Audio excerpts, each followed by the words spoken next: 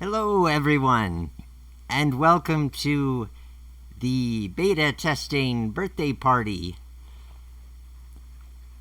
on the Wisbech and Upwell route. So glad that you could join us.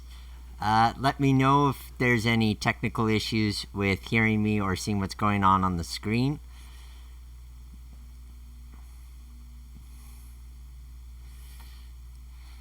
Hello everyone. And welcome to now I'm hearing myself through the live stream. Party. That's going to make it a little complicated. So glad that you could I think join it's us. because I have the tab open in another. Hold on a second, guys. With hearing me or seeing what's going on the screen.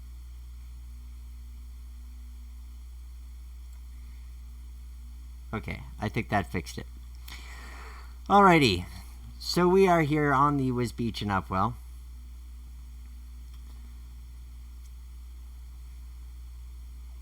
Okay, everybody's saying everything's looking good. So we are here in Wisbech on a beautiful sunny morning in 1917.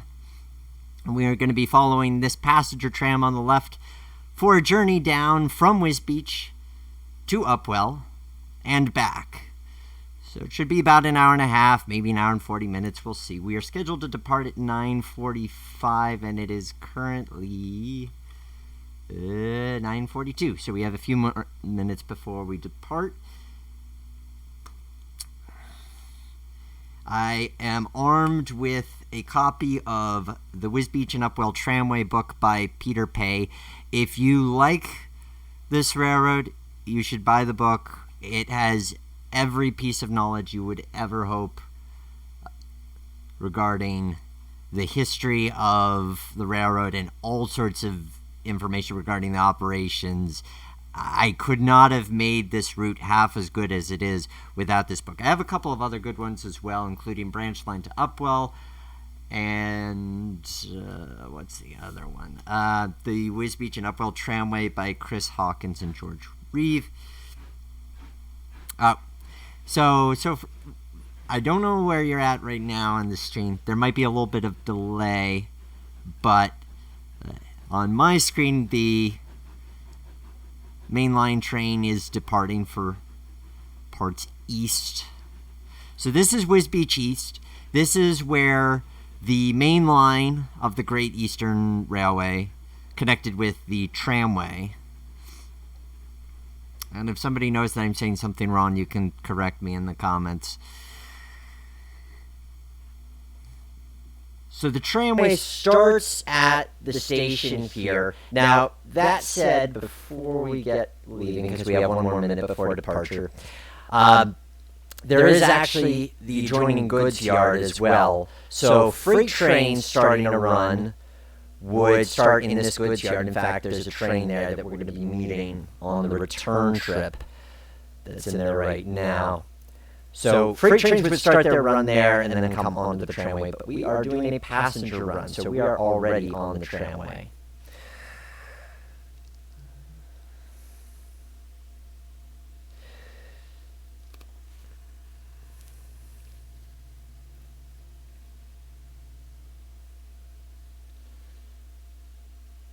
Somebody's saying there's an echo.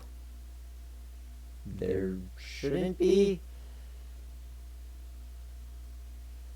Well, that's kind of a bummer to hear. Is it? Yeah, check if you don't have any other tabs open, because I can't hear anything here, and there shouldn't be any reason. I think you're probably hearing the echo when I previously echoed. An exception? Yeah, something like that. Oh, I think it's when I started repeating myself, that's right. Okay, it should go away in a moment for you guys once I figured out why it was echoing.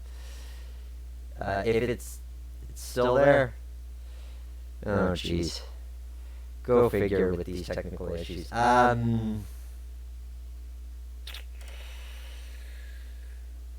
Give me a second, guys.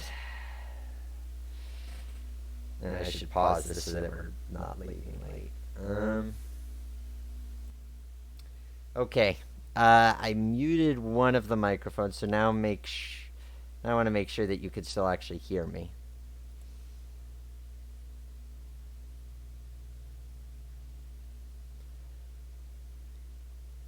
So I'm going to depart, and hopefully that took care of the echo. But I think I fixed the right setting.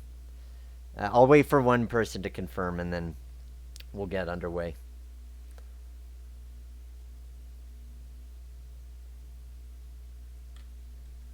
It's in sync, but not enough. Okay, people are saying it's better. All right.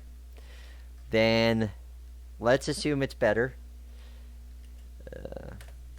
And get underway. So back in the sim.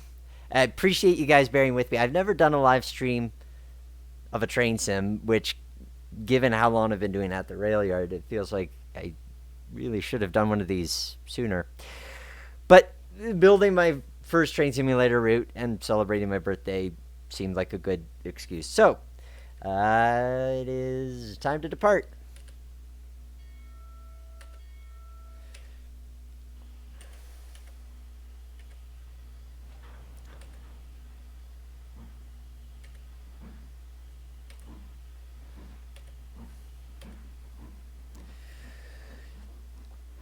So, a bit of a background on the Wisbech and Upwell Railway for those who aren't familiar with it. The first thing that probably stands out to you, if you're not familiar with the railroad at all, is the tram. Because if you're at all familiar with Thomas the Tank Engine, you're probably familiar with the character of Toby. Toby was based on a real-life J70 tram engine from the Wisbech and Upwell Railway, as owned by the Great Eastern Railway. Now, so the Great Eastern Railway was one of Britain's many railways. In the 1880s, they wanted to do an experiment with having a tramway where the track followed the road, and so they built the Wisbech and Upwell Tramway. So this was entirely owned and operated by the GER, later the London North Eastern Railway, and then later British Rail, until 1966. We are in 1917.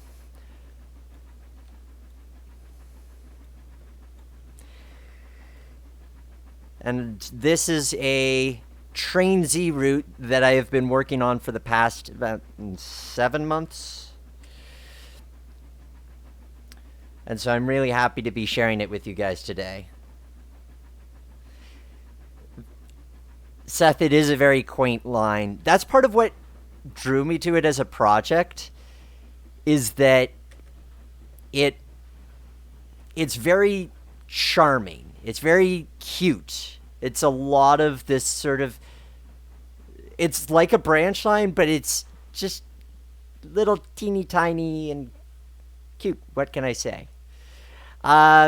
We are stopped here at Elm Road crossing. This signal protects the crossing, so we're going to ring the bell so that the signal master, who's in the tower that's behind this building, we'll see that in a minute, will clear the road for us.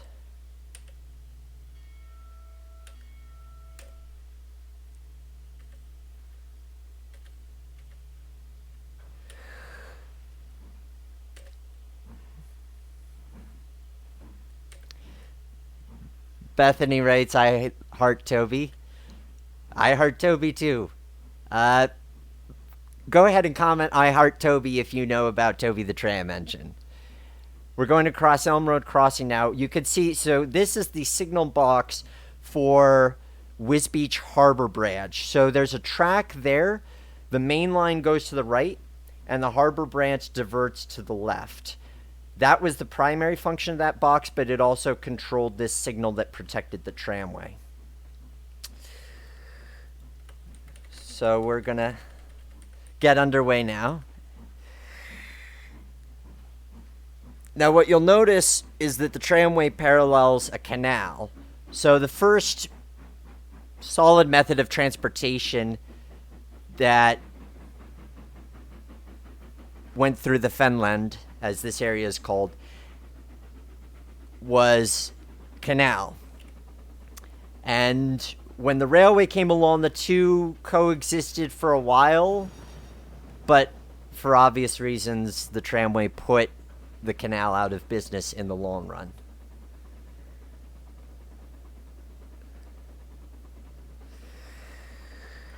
So this is New Common Bridge that we're about to cross now.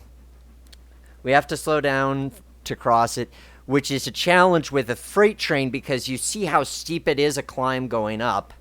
We'll look back to see how the coaches look. And you'll see that it's a really steep climb coming up. Now, with a train like this, no problem. But with freight trains, especially in the winter, when ice and snow would get packed on the track, it was a much greater threat. And so sometimes they'd have to actually back the train up and take a charge at it to make it over the bridge. But on a day like this, not so much difficulty.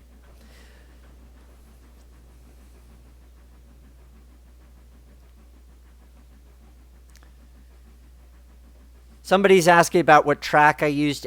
It's an LRW track. It doesn't have its ties. There's no ballast. There's a couple of locations where I use ballast, but for the most part, I didn't. I just would paint the ground textures and then raise it to go above the level of the tie. I like that look better. The tracks that have the fixed ballast on them looked too separate, and I really wanted the track and the scenery to mesh. So in the case of here, like where we're just going along the tram, that's just taking the terrain and bringing it up to the level of the rail. If anybody's wondering, this is Trainz with a Z, a new era, Service Pack 3 that I've built the route in. It technically works in TRS 2019, but it has a number of issues. So first is going to be a matter of fixing this for Tane, and then later I'll work on adapting it for 2019. Good to see there's a lot of love for Toby. Ozone Productions, what gradient is that? 1 in 30? Going up the bridge. And yes, the LRW stuff is good for animated points. Most of the switches on this route are animated except where I had a really complex junction or a three-way switch, in which case then I wasn't able to.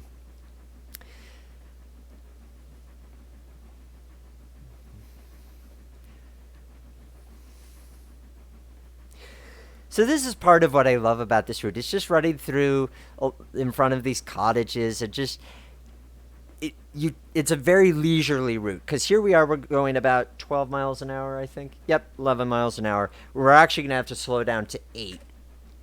Which made this an interesting challenge as a first route, because if you're operating it per prototype, like we are today, then the maximum speed on this route is 12 miles an hour. And it gets even slower to 8 in some cases, like right here. We're going to be doing 8 miles an hour till we hit Elm Depot, which means that I had to do a pretty decent, have to do a pretty decent job on the scenery, because you'll have a lot of time to look at it. You're not going to be passing it really quickly. What you're seeing is a work in progress, but I just couldn't help but share it with you a bit early. What we're passing on the left here is a brewery that existed along the line until it burned down in 1911.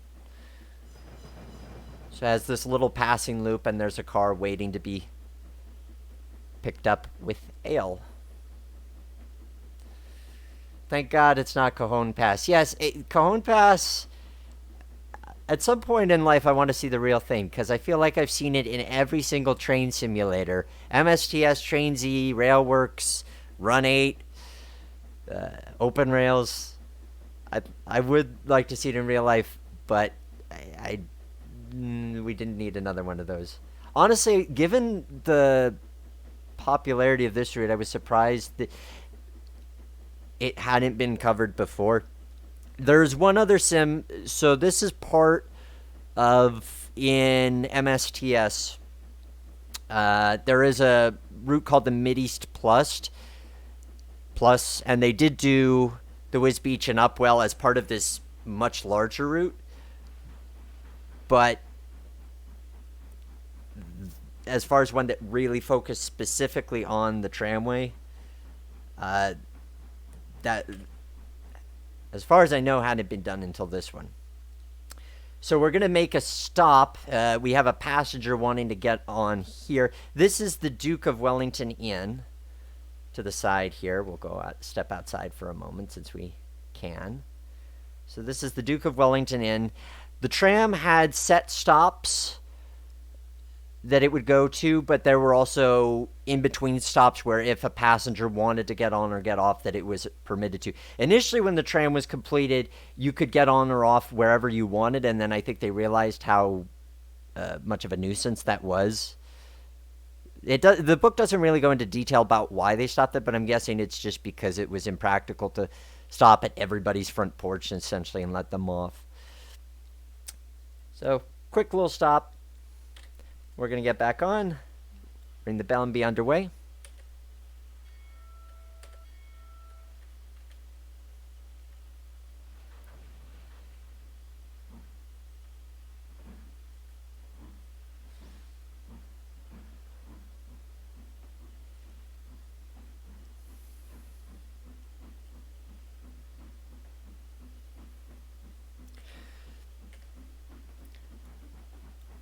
You may not have seen it, and I'll try to show it once we've cleared. The gate opens and closes when the train passes. That was a surprisingly complicated thing to animate. We're crossing Elm Road again. I think we're going the speed. Yep.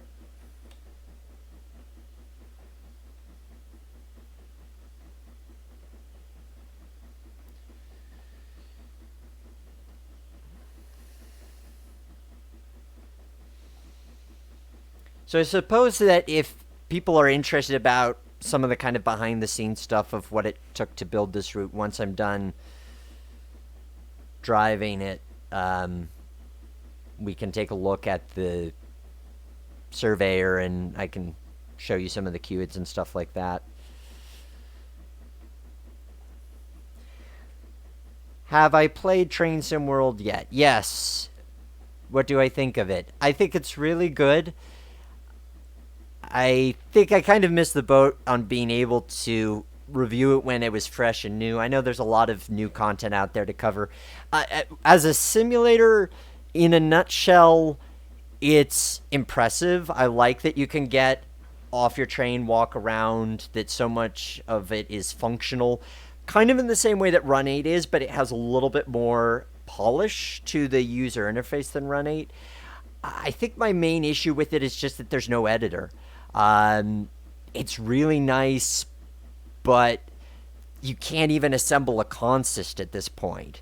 And even Run 8, you can at least assemble a train with whatever locomotives, cars you want and place it wherever you want in the map. With Train Sim World, you're limited to where they've placed the trains in their scenarios. So I'm not crazy on it for that reason. It shows potential, but I feel like it needs an editor to really get the most out of it.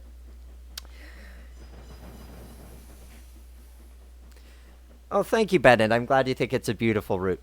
So here we're approaching Elm Depot. This is the first scheduled stop on the tramway. And you can see there's a lot of wagons. I'll talk a little bit more about kind of what the freight traffic looks like on the railroad once we've made our stop.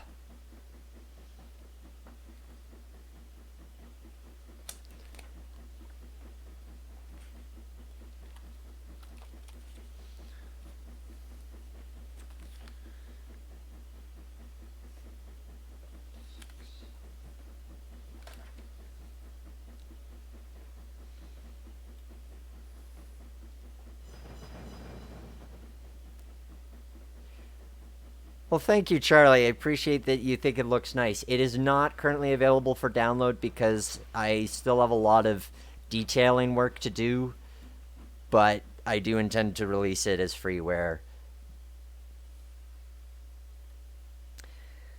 This is Elm Depot.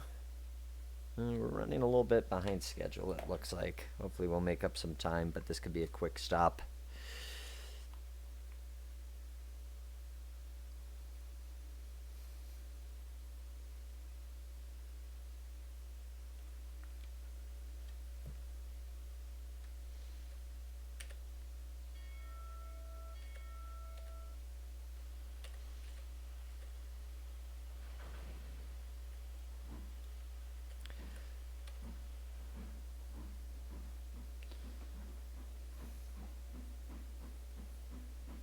I appreciate having you guys join me on my birthday. Since I don't get to have a physical birthday party, it's nice to celebrate with you guys. And since this is something I've been working on for a while, and even when I started it back in September, I just said to myself, I want to have the initial scenery pass of this done for my birthday. And here we are, and I'm really happy with it. There's plenty of places it could be touched up, but to to go from being the guy who reviewed routes to now I'm the one making some is kind of amusing. Gives me a whole layer of respect for folks who do build routes. Because if you're going to choose a prototype, different ones have different levels of difficulty. I'd say this was moderate difficulty. It's only 6 miles long, so it's not hard from a distance standpoint. But because you're going so slowly, there's so much time to analyze what's wrong with it that it really needs to hold up, because you're not just going to constantly be seeing a changing scenery, especially this part of the route that we're coming up to. This area is one of my favorites. This is Inglethorpe Hall, which you can kind of see through the trees here. This was an estate built hundreds of years before the tramway. And I just think this is the prettiest area, being able to go along the trees and such. And this is where it needs touch up, because like if you look at the hedges and you can see that they're kind of repetitive because I used splines. So what I need to do is just add some more single hedges to make them stand, to make it seem less repetitive. Horsey. Oh, I gotta get used to the fact that you guys are slightly delayed from when I'm actually talking, so you'll see a horse in a minute.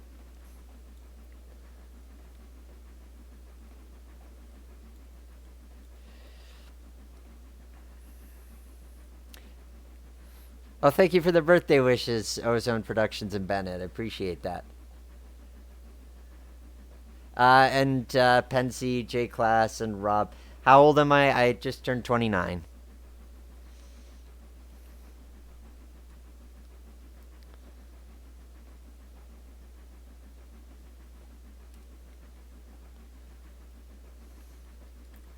Let's see. We'll just speed up a little bit more.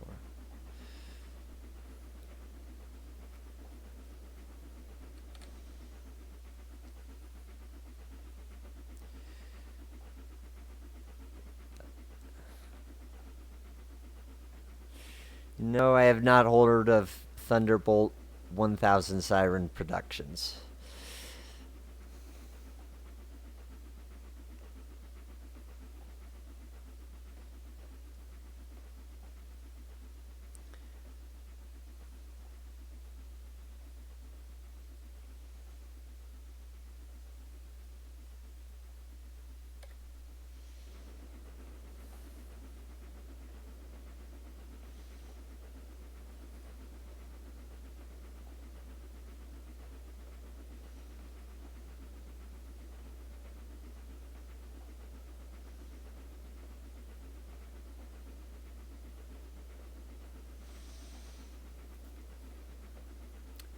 Eric asks, could I do a review on the Pennsylvania and Berwind? Maybe. I'll be honest. I don't have as much time for doing at the rail yard reviews these days.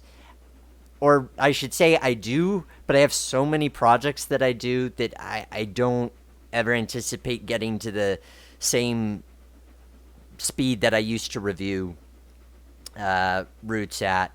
It's going to be much more selective, just because the last review I did of Strasburg Railroad was one basically because I felt like it. I was having fun in the sim, and I thought this would be a good opportunity to review the simulator as a whole, which I'd never done with Trainz with a Z.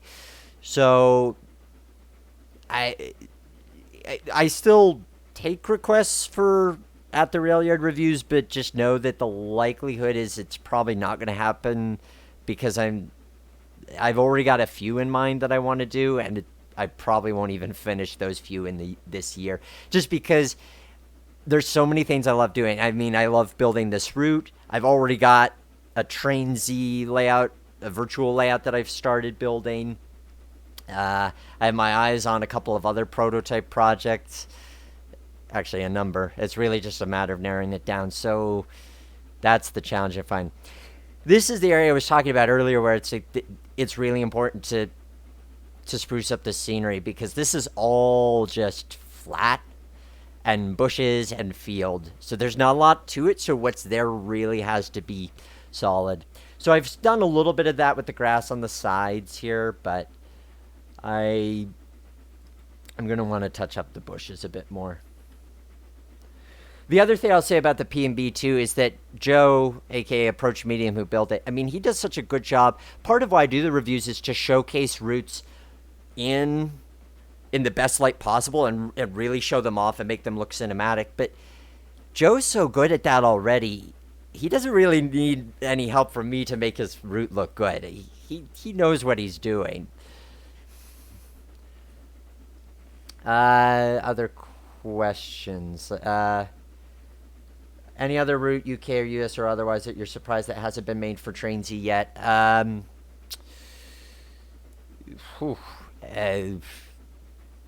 That's a good one. I would say I'm surprised that there's no prototypical New York Central route done in the New York Central era. There's routes that have parts of it, like the FJ&G has a little slice of it, the Fonda, Johnstown, and Gloversville, but nobody's done 100 miles of New York Central in that era. The closest is that there's the CSX modern equivalent in Run 8, but nobody's done it for New York Central. And the New York Central, I mean, the 20th Century Limited, Empire State Express, all these famous trains, nobody's done that one. I find that surprising. What else would I add to that? Something with the Camden and Amboy in the 1830s. I mean, the John Bull, the start of railroading in America. It's honestly, anything pre-1900 is kind of tricky to find. As far as the UK, I just know less of the routes, so there's not as many to say that I'm surprised haven't been created. It would be neat to see it.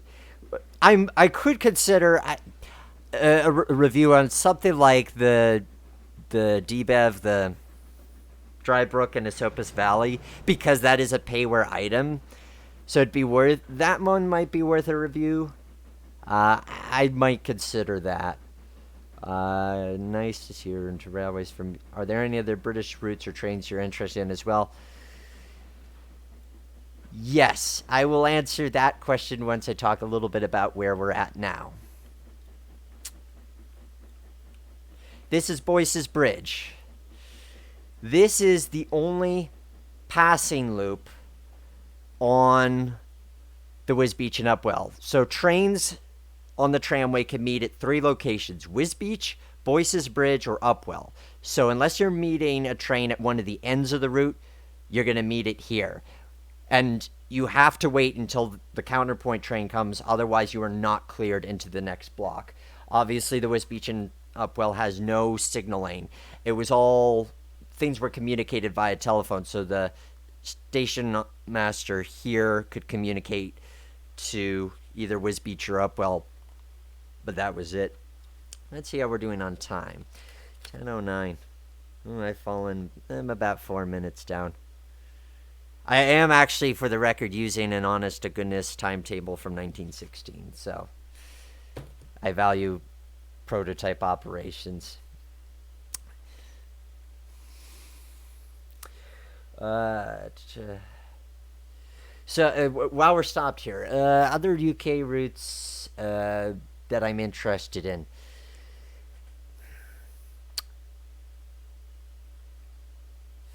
I really like. Well, I love the Talclin Railway. You saw my MSTS review of it. I'd like to do a not Trainsy, Railworks review of it at some point. Of the version by Steve Ponton. I love the Welsh narrow gauge lines. The Welsh narrow gauge lines are so beautiful. There's a great Festiniog and Welsh Highland Railway for trains with a Z. So I love that. And I've been on the real routes. So that's fun. I haven't done a ton of English preserved railways. So I'd like to go back to experience that. The Llangollen Railway. Add that to the list of routes that I'd love to see created for a simulator. Oof, that could be tempting to make for trains with a Z. Because it's not that long either. I really like that route. Especially the station Berwyn, I think is the name. The one that curves on a viaduct. The station is actually on the viaduct, and there's a stream in the valley. It's such a beautiful location. I saw a photo of it on railpictures.net years ago and have been in love with that location ever since. Got to see it in 2010. So, yes, the Llangollen Railway in Wales is a very nice one. I'd love to see somebody have a go at that. Let's get underway.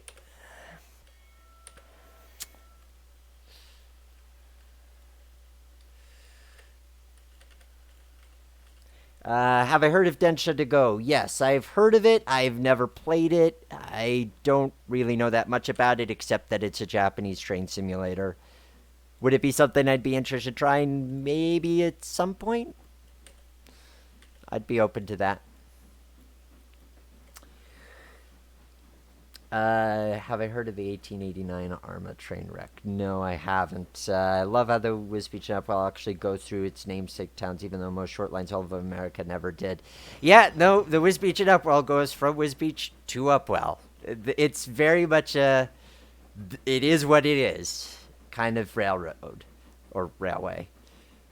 But that's what I love about it. It's just very charming. It's very charming.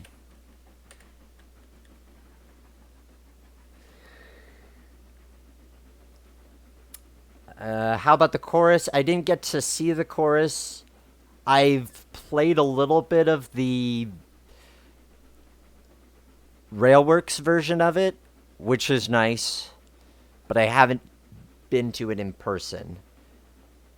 I've seen the Llangollen on Railworks. I'm not sure how much custom scenery it has. I think I saw some YouTube videos of it. It looked okay. It looked maybe a bit incomplete. So I'd like to see it further completed. Honestly, Railworks would be the best sim for it. I feel like anything Steam-related, Railworks is the best for conveying what that's like. Truth be told, if I liked this sim better for route building, I would have built this in Railworks. Why did I build it in Trainz? Number one is the ease. When after this, I'll take you, after we make it back to Wisbech, I'll take you into the surveyor, and you'll see I was able to get historic maps overlaid on top of the terrain. So it was really just a matter of all these fields and property lines. We'll take a quick airplane shot. So you see all of these fields we've got here, or you'll see them in a minute because I'm not sure what the lag is, but you'll see all of these fields. Those are where the actual property lines were. So I didn't have to guess. I knew that that's where they started and stopped. So I really liked that element of it. Made it so much easier. It's fun. The terrain painting, it's like a Bob Ross painting session to go in and try different colors and mix them. And Trainz route building is a lot of fun. That's why I want to finish this up, but I'm all ready for the next project because I just enjoy the building of it, which I wouldn't have expected, but it's been really relaxing and enjoyable. So even though I feel like there's a way in which this route might look better if it had been done on Railworks, and I think the steam engine would function more like a real steam engine and have the nice steam effect in Railworks. If I wanted to see it happen and I was going to build it myself, it was going to be Trainz with a Z.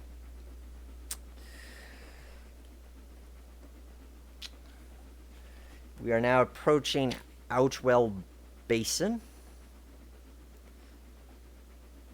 And I'm supposed to be getting here at 10:12, and it is 10:15, so yes. Important note is that the book says this, that engineers and or drivers and train crew were not penalized if they were running late on this route. So I don't get penalized for running behind schedule. We'll also see if I get off a little bit quicker once I leave Upwell. This is Outwell Basin that we're entering right now. I love this stretch because this is one of the few areas of the tramway that's a designated right-of-way, as opposed to sharing the track with the road. And while we're stopped here, I'll show a little bit of what I did with the ballast and why I went with a track that didn't have ballast and kind of manually added that.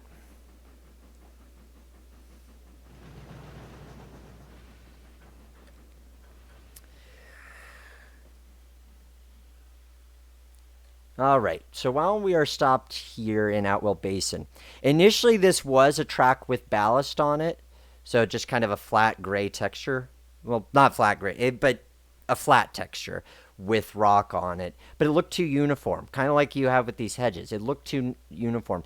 What I experimented with and then went back and did later to this section, because I was near the south end and then I discovered how to do this technique and I applied it here, is I just mixed a bunch of different ground textures. I just quickly sprayed them like I spray painted. I went back and forth with them and mixed them as best I could to have a kind of feel of, yes, there's ballast, but there's also a bit of rock and grass.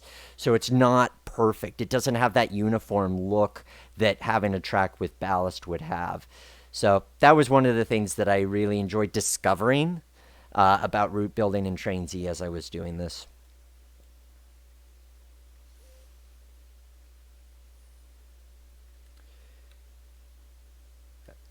Somebody agrees that they've been the Trainz is the easiest. I would tend to agree. Let's see. Website also okay. Entirely different to Trainz. A lot different. All right, we'll get underway. Here we have another steep little grade coming out of Outwell Basin, headed south. This is Outwell Basin Bridge, so we're crossing over the canal here. And yes, I'm using DCC mode because sometimes I like the convenience of just having to press one button to go forward. That and also this tram model by Cam Scott, it's good in a number of regards, but it doesn't have fuel pickup points. So if it runs out of water, there's no way to refuel it, and then it just stops. Crossing the bridge, you'll see the more conventional track and ballast texture. And you can see it works for the bridge, but it would not work for... It looked too uniform for anything else.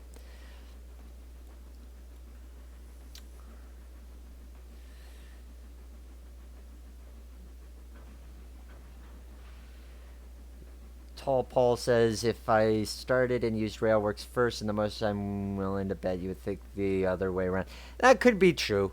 Here's another thing, though. It's a lot easier, in my experience, to get assets, buildings, ground textures, splines, fences, from the download station. If I need, I'm looking for terraced cottages, I can type terraced cottages and download them. I'm looking for barbed wire fence. Search it, type it. Now, not everything's that easy to find, and sometimes if I'm looking for a barn with a particular type of look, I have to go through a number of items. But I find the download station is a lot easier to work with, and that there's more assets, especially freeware assets, that are readily available. So that's another... pro preference that I have to building in Trainz is it's a lot easier to grab stuff.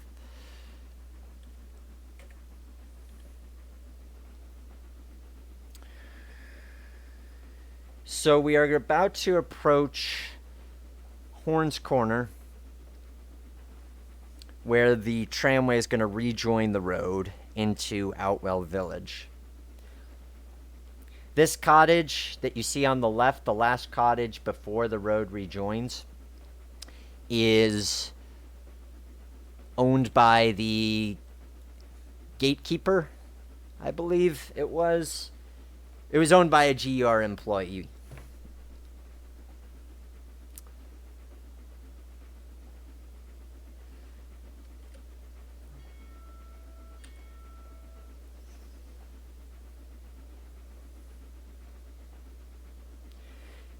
You can also more easily create import items into Trainz. You don't know how that works with Railworks.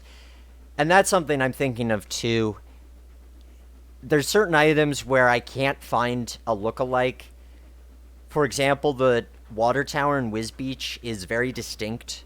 And the one that I have there doesn't really look like it. And it's as scary as 3D modeling is to me. Like, I look at the work that some people do, and it's just amazing, and I think, oh, I could never do that. I don't know if I want to go down that rabbit hole, but then it's like, yeah, but if I could just create a basic box, I could create that water tower. And I do have friends who could probably teach me how.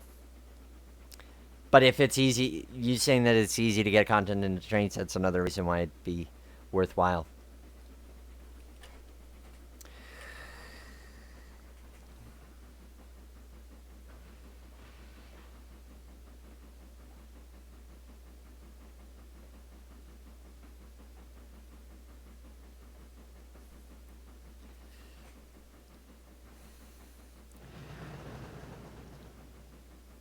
Now we're coming into Outwell Village, which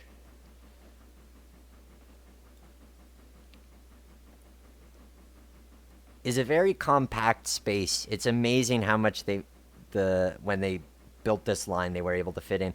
On the left, these red wagons, there's a coal dealer, so the tram will leave loaded coal wagons there for distribution. And then pick the empty ones up and take them back to Wisbech.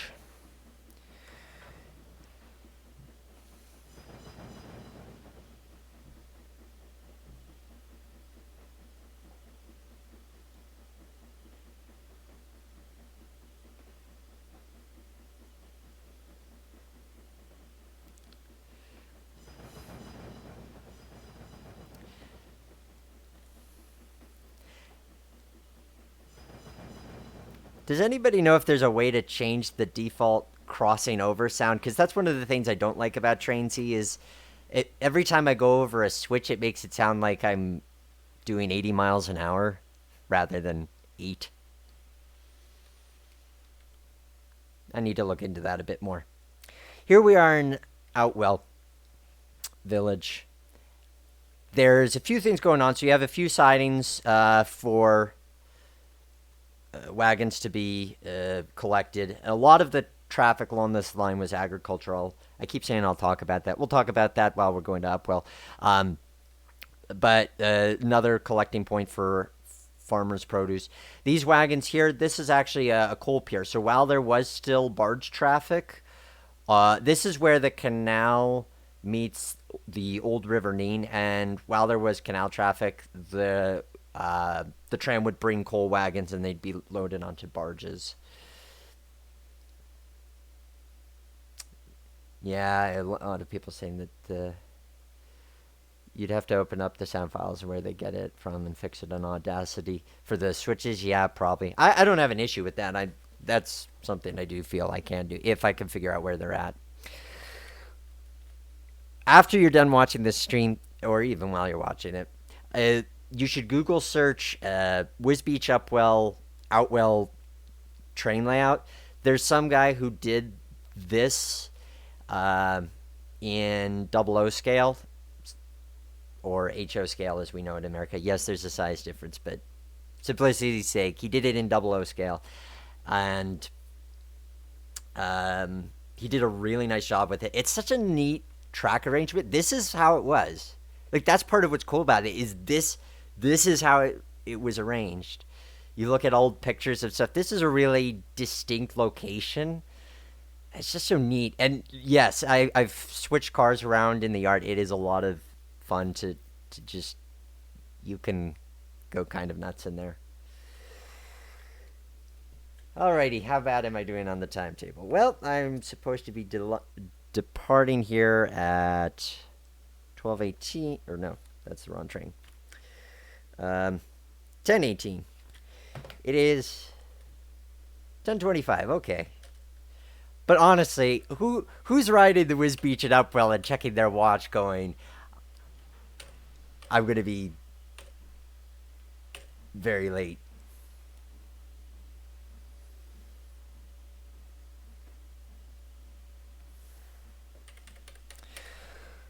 All right, so the last segment of our journey south until we hit Upwell.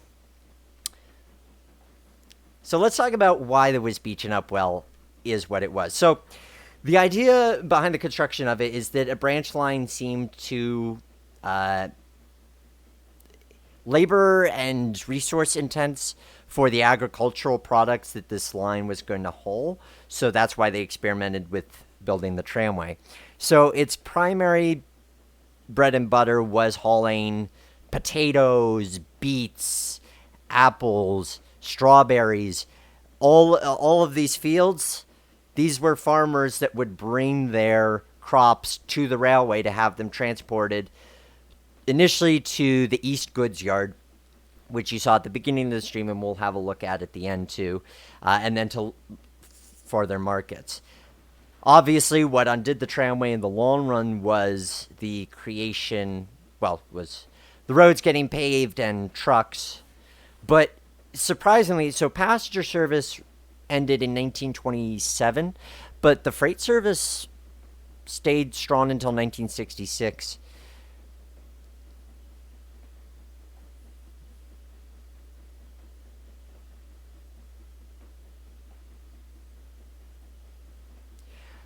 J-Class fan might try and make that in Trainz as a model railroad module. Yeah, actually, it would be really nice for that. I've kind of played around with the idea of what it would be like to design the Wisbech and Upwell as a train layout.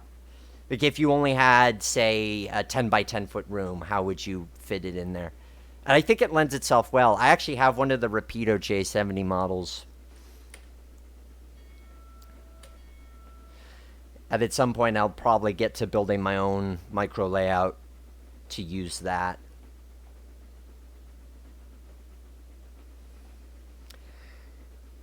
Okay, that was Goodman's Crossing, which then takes us away from the road, and once again, we're on a designated right-of-way.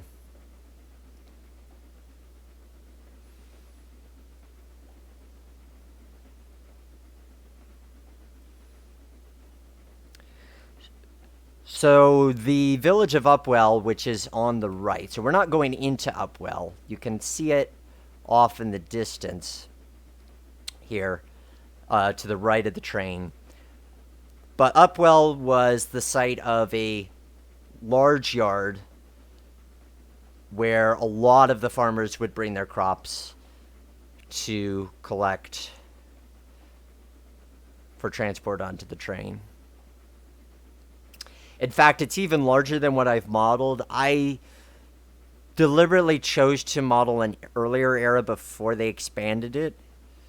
I think they expanded in 1920. I'm already doing a little bit of era bending, but I like to say that this is adhering to the late 19-teens.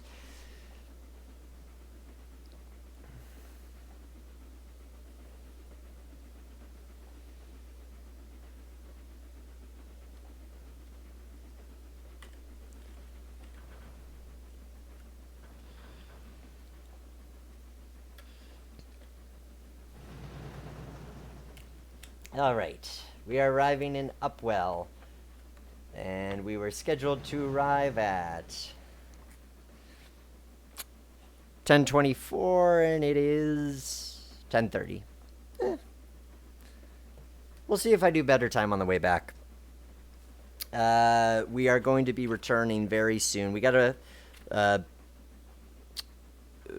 fill the tank with some water, but we'll be heading back at 10:49 game time, so about 15 minutes.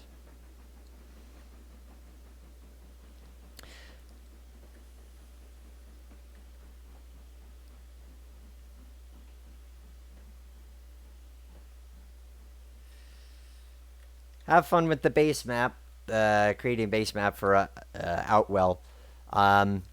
You could either kind of make it yourself, but there's also NLS.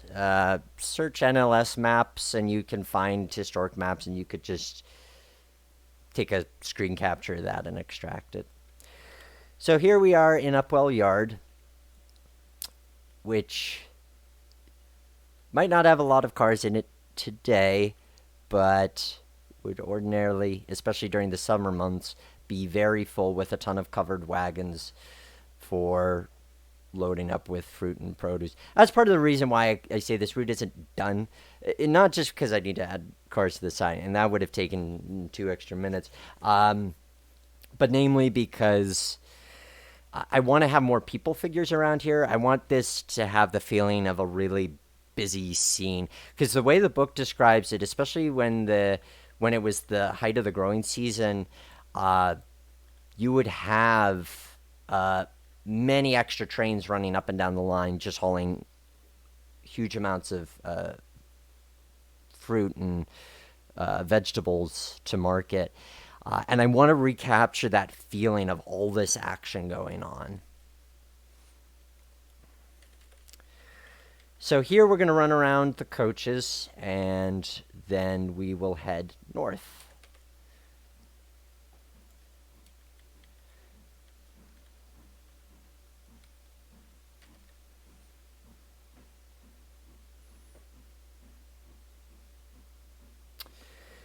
Bennett Gibson asks, did I hear about Steve Flero modeling the East Broad Top? Oh, yes. Yes, I did. Honestly, anybody says, if you know me and you know my love of the East Broad Top, then you know somebody says boo about it, and I'm likely to jump. I'm very eager to see what he has in store as far as creating the rolling stock, and sounds like the route as well is going to be, at some portion of the route's going to be made. So I think that's going to be an exciting one. Add that to the list of why it hasn't been modeled yet. That is a very unique railroad and desperately needs to be made in a sim. Granted, I've been working with some guys to make it for Railworks. There's a really talented route builder on that, and a couple 3D model makers who've been working on that. And I'd like to see that completed. But hey, the more the merrier. Honestly, there's things that I look forward to about experiencing that route in Railworks, and things that I look forward to experiencing in Trainz.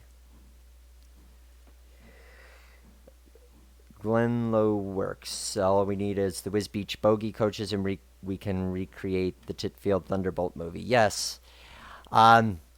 So the equipment that I'm using, with the exception of that brake van, but I'll get to that in a moment. But the coaches in this tram are by Cameron Scott. He goes by Cam Scott. He made this content like 8 years ago or something. It's some of his older work. It's held up quite well. Not perfect. I wish the windows had glass in them, a proper interior for the inside the tram. But it works well, and the exterior still looks very sharp. But he did not make bogey coaches at the time. I'd love it. I love to see the bogey coaches created, because they are very distinct. I think there are two things I'd love to see made. One is the Y6 tram engines, which look very similar to the J70s, but they're 040s as opposed to this, which is an 060. And I'd love to see the bogie coaches, including one with a bar car, just like in the movie. And a better 14XX with somebody writes a better 14XX with extreme wheel slip physics. Well, there you go. One that would put in invisible invisible rails and Trainz and drive it down the town square. That'd be fun.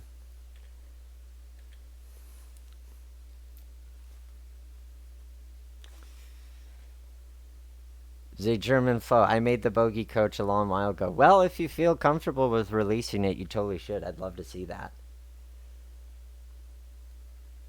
If you need drawings or any info on it, I can hook you up.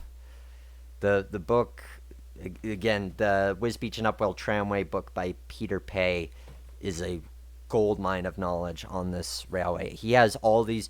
There's technical knowledge about how it operated. There's stories about how it's kind of altercations with pedestrians, excursions, the people who worked along the line. It is the book. If you want to know anything about this railway.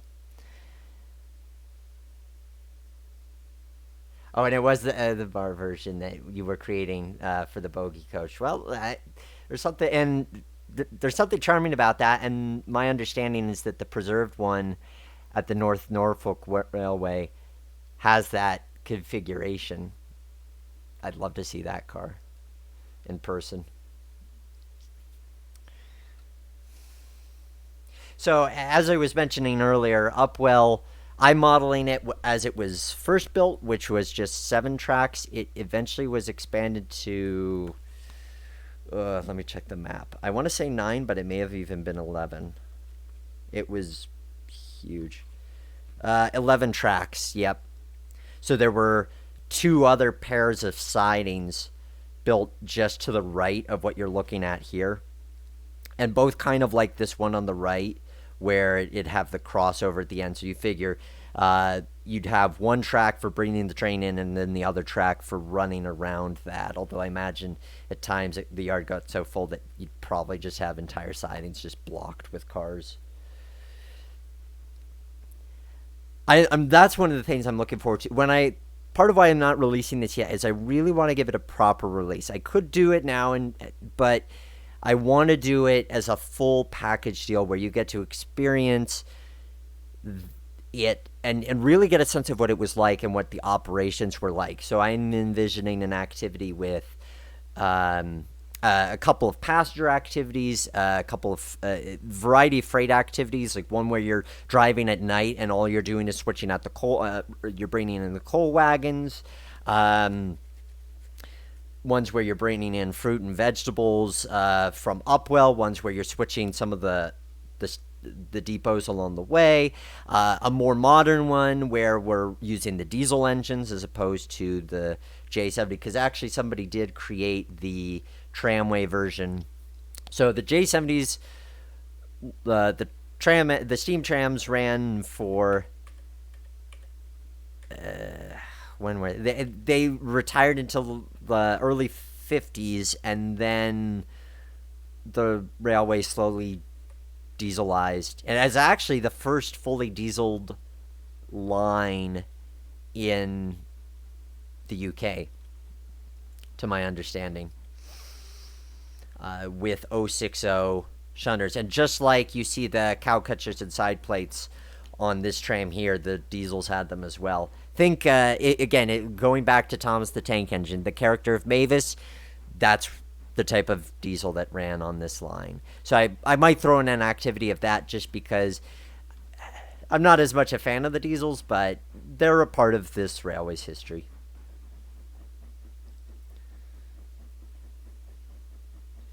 Right, so the Glen Road Works J70s withdrawn around 55. I think 53 was technically the last one.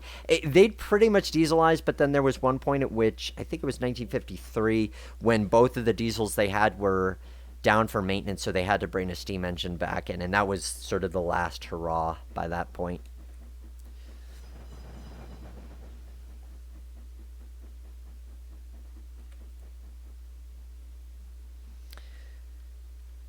one of the reasons why I want to get in the long run, I would like to get the route imported into Trainz 19. If you have Trainz Plus, you'll know that there's some other camera views, including a walk-around view where you get to walk at ground level. One of the things that I'm not as much a fan of with the more conventional controls is that, especially for a route like this, I don't want to be flying and hovering around it. I want to be at ground level, because it just feels more realistic than this when it feels a little bit more... If I'm zoomed out like this... Again, I don't know if I've zoomed out yet on the live stream or not. It feels more toy train-like. And there's times that's okay, but I prefer being on ground level and walking next to the cars and stuff. And walking up to a switch to change it. Just gives it more authenticity. So that's one of the things I like about Trainz 19. So my hope is to get it running there in the long run, but we'll see.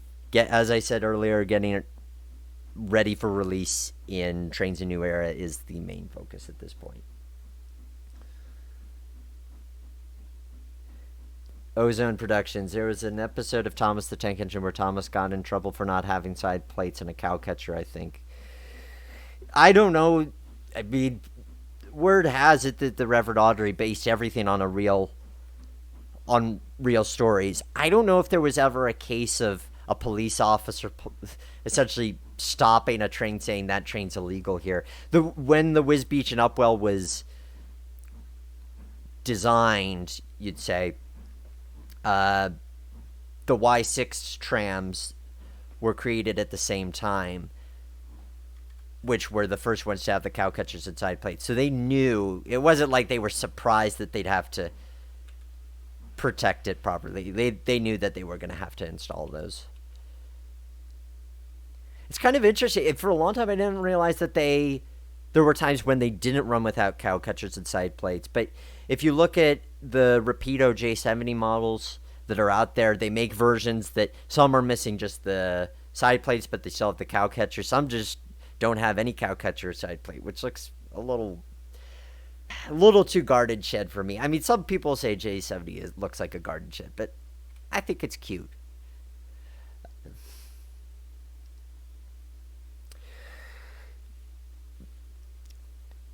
It's true, Dean, that I could just release it and then people could kind of fix it for themselves in 19. I think part of it is if I go to all that effort to make scenarios and have them really function.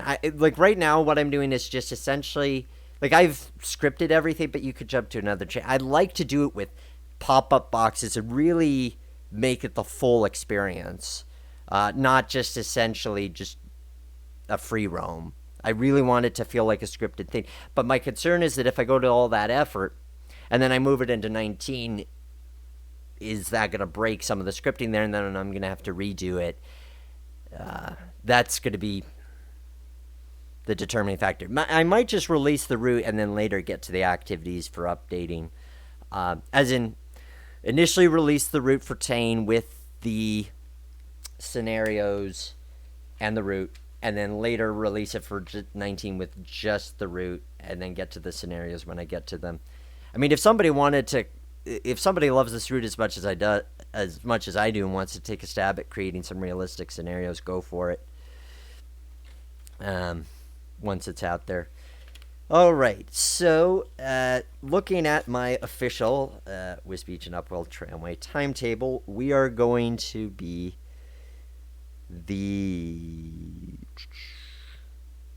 where was that? We are going to be the third train, up train, I guess you'd say, for the day. We're departing at 10:49. We are going to meet a goods train at Boyce's Bridge, and then we should get to Wisbech around 11:30 game time. You guys having fun? How do you like this? Give me feedback on this, because I wasn't sure if this was just sort of a vanity thing or you guys would actually find it entertaining or interesting, because I'd consider doing more live streams, especially when I'm route building, because I like having your company. So if this is something that you enjoy and would like to see more of, let me know. Would you like to see me do more of running trains like this and talking with you? Would you like to see me do route building? Any of the above? Just leave a comment to the side.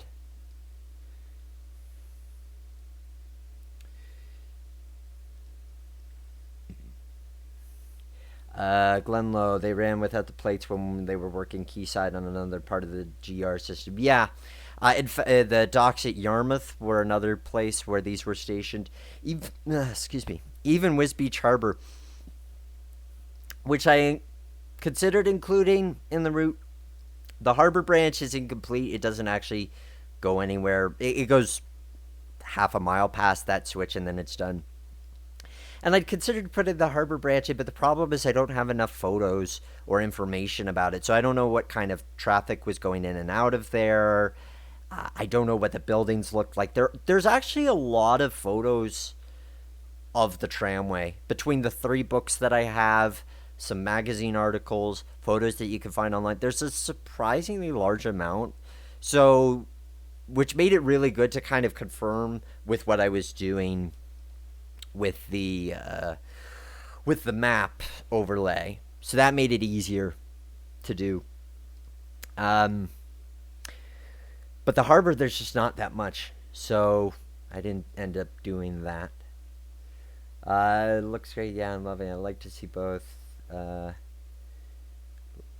Like it so far. It'd be nice to see some route building. Well, if you guys are interested in route building, I'd be happy to do this again sometime and show you the layout that I'm working on. I'm actually doing, if you've picked up your copy of the April 20th edition of Model Railroader magazine, there's this really cool layout done by a guy named Gary Hoover, which is the Norfolk and Western in the 1950s.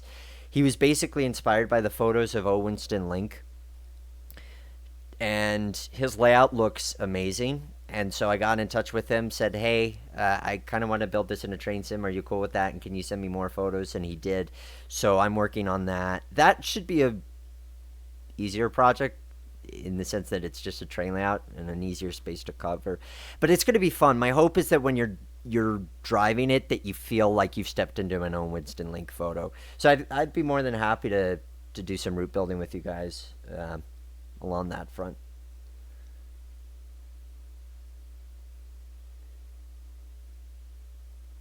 Shunting would be especially interesting to watch. Yeah, I might do another run with this, especially once I've detailed a scene, like I've done more detailing around Outwell Village.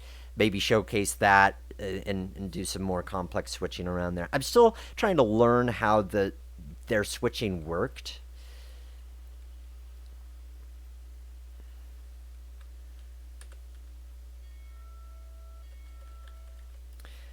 All right, 10:48, and we're departing on the dot. And actually, while we're here setting off, you get to see the actual boiler inside the steam engine. So what we're looking at now is the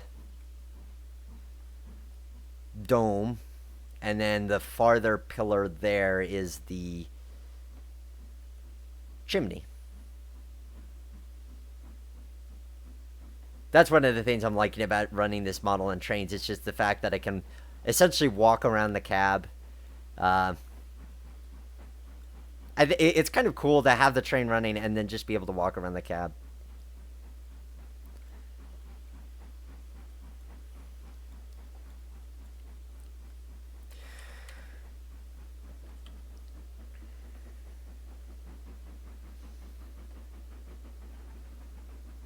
No, I have not heard of John Pennett.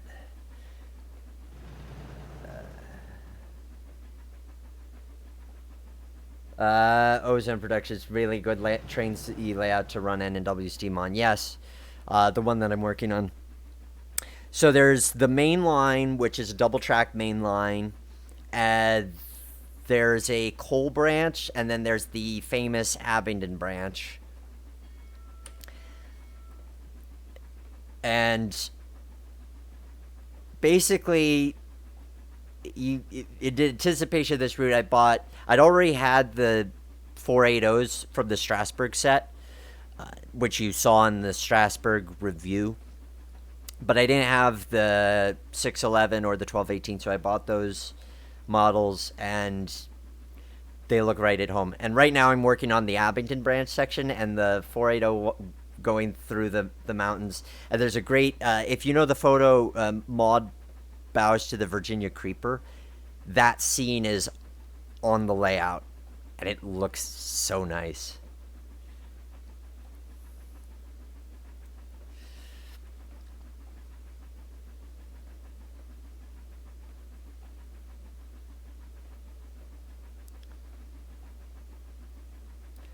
I reckon we'll definitely have to do this in Train Simulator. It's been discussed a lot. Uh, what specifically has been discussed? I'm not quite sure what you mean.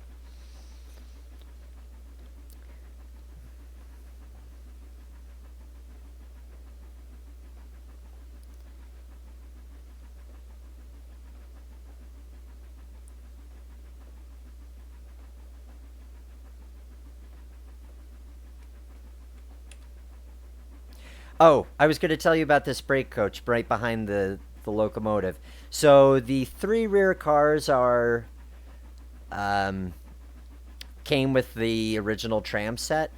The brake coach is a stand-in for what the GER used, but I couldn't find one online that looked quite like it. The one that I'm using is actually a coach from Sodor Works. Sodor Workshop. Sodor Workshop, that's where it is. Where all the Trainz Thomas models are these days, or at least a lot of them. They have some really good models. And that car is originally orange, kind of like Annie and Clarabelle, and I repainted it to match the trams.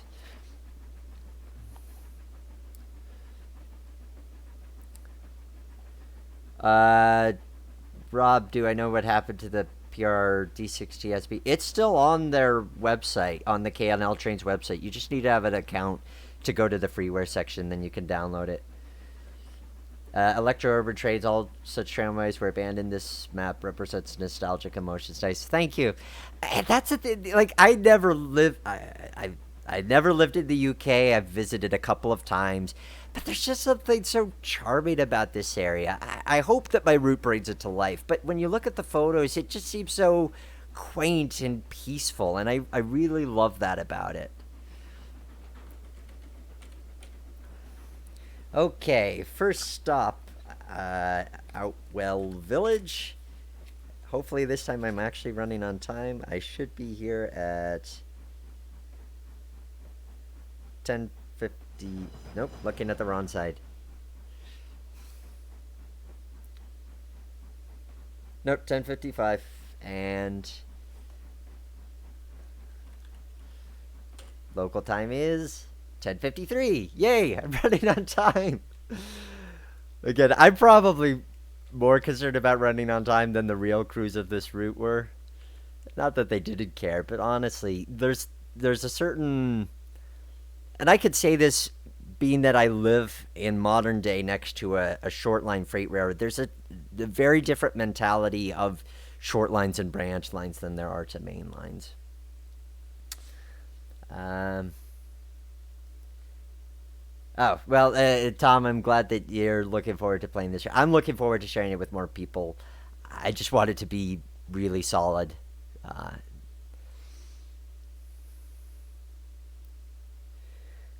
BNSF 8010, do I have time to voice in a full Buccaneers reboot? Send me a script and we'll see. We talked about it a lot at Digital Traction. Um, yeah, I mean, honestly, if you guys at Digital Traction want to make this tramway for Railworks, I'd love to see it happen. And if you do a better job than I did with it, I'd love to see it happen because I do feel like there's ways in which the J70 would be even more beautiful uh, if done in that sim, especially just from the steam effects, from the complexity of the controls. I'd really like to feel like I'm operating it more. Here, it's more like running a model train, which I like sometimes, the simplicity of that. Other times I want it to be a bit more complex. Uh, oh, thank you for the birthday wish, Justin, and happy birthday to you tomorrow. Alrighty.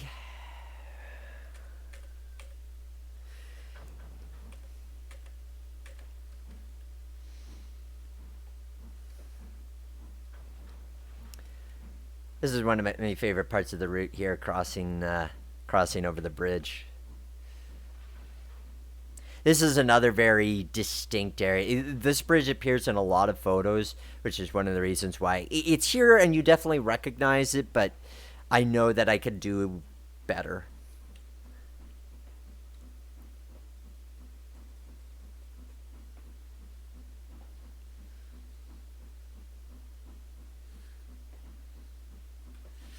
Glenlow works. Challenge accepted. Well, I mean, I'm not challenging you. Like, I'm not saying that my work's going to be the best ever. I'm just being like, if you guys want to, if people want to make it for Railworks, by all means, go for it. Have fun.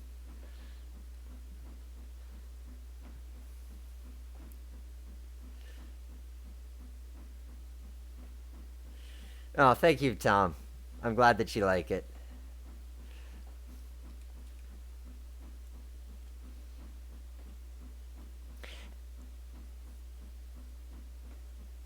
Rob Stewart, what's your favorite steam engine whistle? Probably a Norfolk and Western single chime hooter.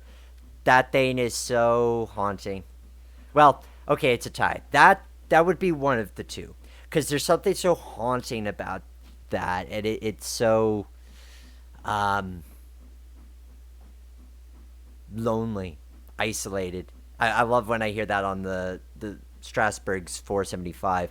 The other one I really love, I don't know what the technical term is for it, but I love the Canadian Pacific whistle, like you would hear on pretty much most of their steam engines. Think about a Royal Hudson or the 2816. Um, that's that's a lovely sound as well. Those would be my two favorites.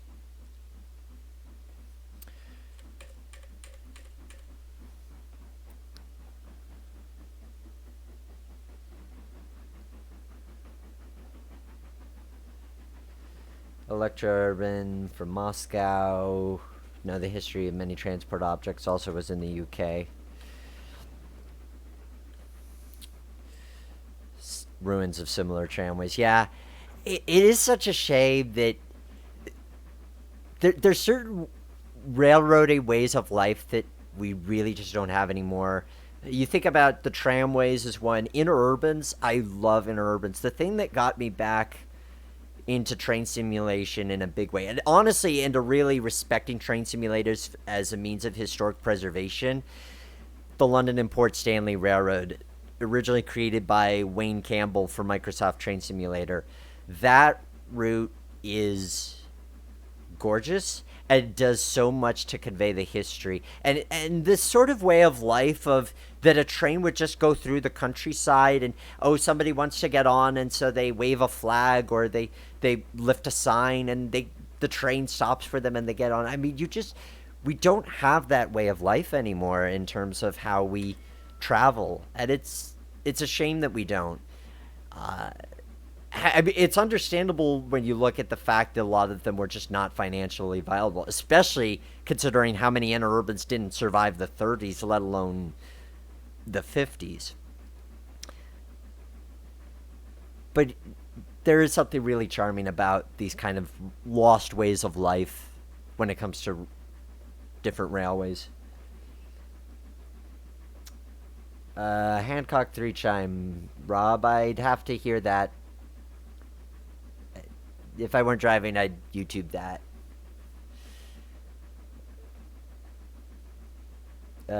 Check rail for the street running portions. This way the flange is left uncovered. I'll look into that, J class fan. That might do the trick of what I'm looking for. Cause yeah, I have thought that it's a little unreal not seeing that. Let me write that down as a note.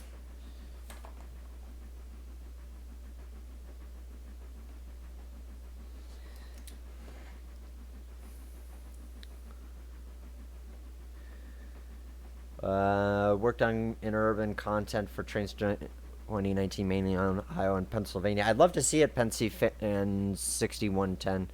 If you've got it on the DLS or something, I'd love to see that.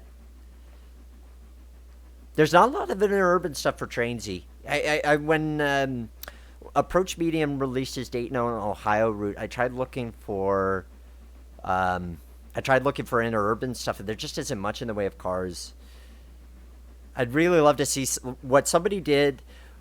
I'd love to see somebody do what Wayne Campbell did for the London and Port Stanley, where he created the route, he created the interurbans. It was such a complete package. And then I later worked with a team to enhance that even further. But I'd love to see somebody tackle an interurban route for Trainz and do a nice 10, 20-mile line with the stuff. Heck, I'd probably be open to assisting with such a project if somebody were interested in that kind of thing. Again, I'm not a 3D modeler, but if somebody wanted to tackle that and I could do the route building, I'd consider it. Challenge 2 with interurbans is the amount of photos and resource material. My hometown in northwestern Pennsylvania, here in Meadville, we actually used to have an interurban, and I have the book on it, but as you can imagine, there's not a lot of photos, and maps. That's the challenge with it. So that's the hesitation I have with some of these historic projects. Is I want to do them, but because I want to do them right, I also feel like I have to have enough material to work with, and then sometimes you just kind of have to guess because it isn't out there. Okay, back in Outwell Basin, which we are departing at 11:01. Oh, which it is now. Man, these things kept a tight timetable.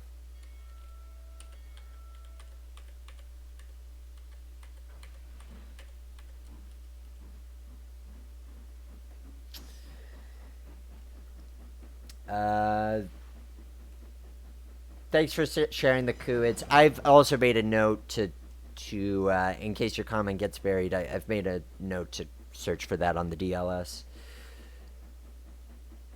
They might be too US styled, but I'm willing to give it a look and see if it works.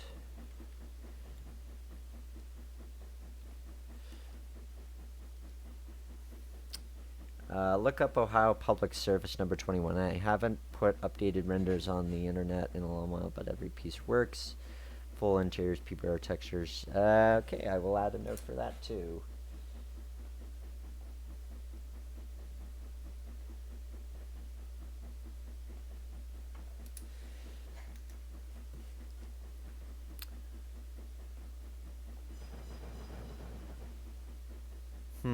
Made a few posts in the Trolley Barn Discord up for doing interurban trolley models. Remind me, Tom, are you doing stuff for Trainz or Railworks or both? I mean, because I could get into Railworks route building, maybe, question mark. I just enjoy Trainz too much.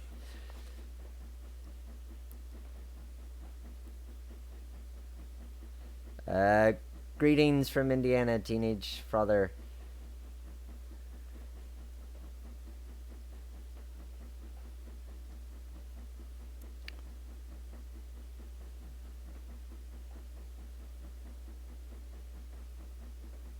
Closure of interurbans was a mistake. I don't know if it was because of high-speed and mounted service cars, but the UK and some were extinct. Was it a mistake? It's hard to say if it was a mistake. It really depends on if it was financially viable. I mean, if there was a traffic market to support it, then yes, it was a mistake. But I mean, these things bled money once cars came around. And buses came around. That's the challenge of it. And even today, would such a thing still be viable? I don't know. I'd love to see somebody do a video essay on that. Honestly, side tangent, but I don't know how many of you guys like watching video essays on YouTube, like where people dissect movies or they dissect forms of transportation. There aren't enough train ones. I'd love to see more train ones exist where people talk about different railways. There's a really good one. If you search on YouTube Detroit, Toledo, and Ironton Railroad, this guy did a really phenomenal 5-minute video about the DT&I and its history with Henry Ford and the Ford Motor Company. That was really well done. I just wish there were more people doing that kind of content about trains, about it, because you could do them about different pieces of equipment. You could do them about interurbans and tramways and all that kind of thing. That'd be fun. Tom, rail works only, but Ray's persuaded me to do both. No reason I can't work in both. I did Trainz models in the past. Well, Tom, I'd love to have you to collaborate. We should make a point to chat on something. That could be a fun collaboration.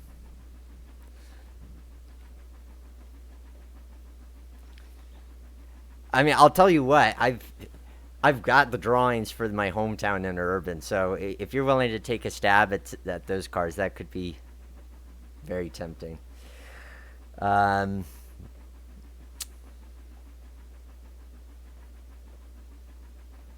Amtrak guy 365. That sounds right, Ozone. I think that's the guy who made it.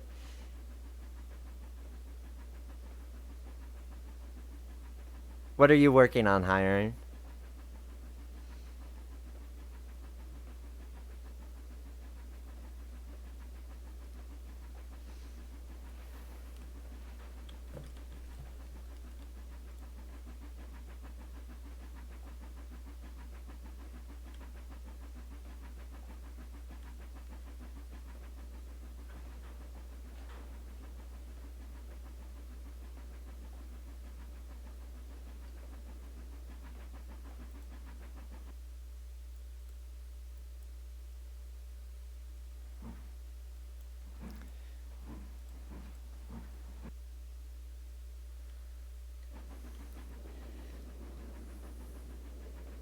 Zaphod Raptor. Where did this route come from? I built it.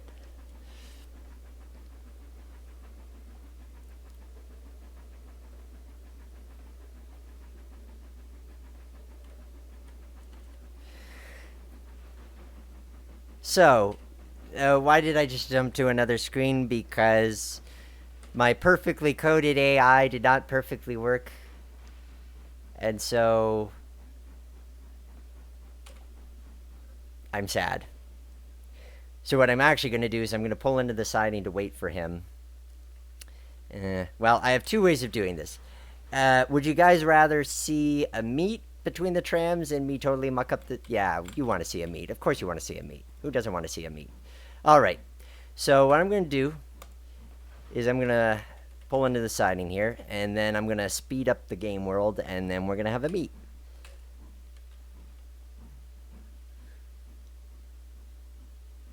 If you visit it's about the...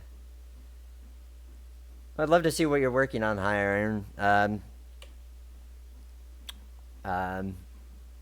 So if you do that kind of stuff, I'd enjoy watching that.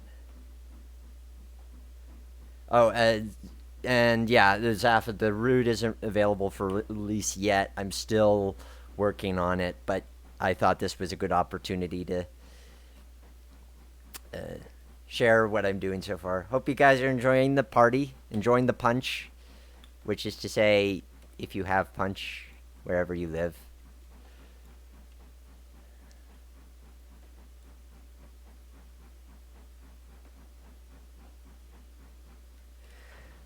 Okay, so we are going to make sure that he's going to the right location, because I'm concerned that he might not be. He is set to go on the loop, so we're going to change his direction to go on the main.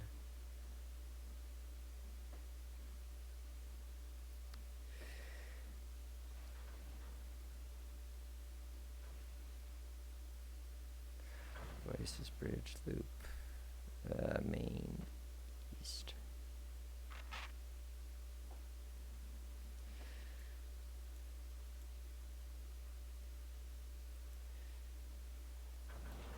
Okay, so now that it seems like he's going to come the right way, let us take a moment. Unfortunately, this mucks up the in-game timetable, but whatever. We're supposed to be departing Boyce's at 11:07, so he's got -4 minutes to make it. Oh well. So we're gonna speed up the game world, And we'll stop when he appears on the horizon. Do I have Discord? No. Do I need to get one? Yes. I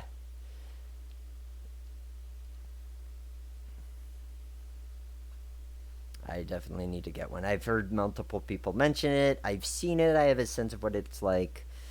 So, yes, I do need to get one. Chicago interurbans were effective but disappeared. Even in other U.S. cities, some interurbans were really a problem in case of transportation. Yeah, I think it depended on kind of the amount of urban centers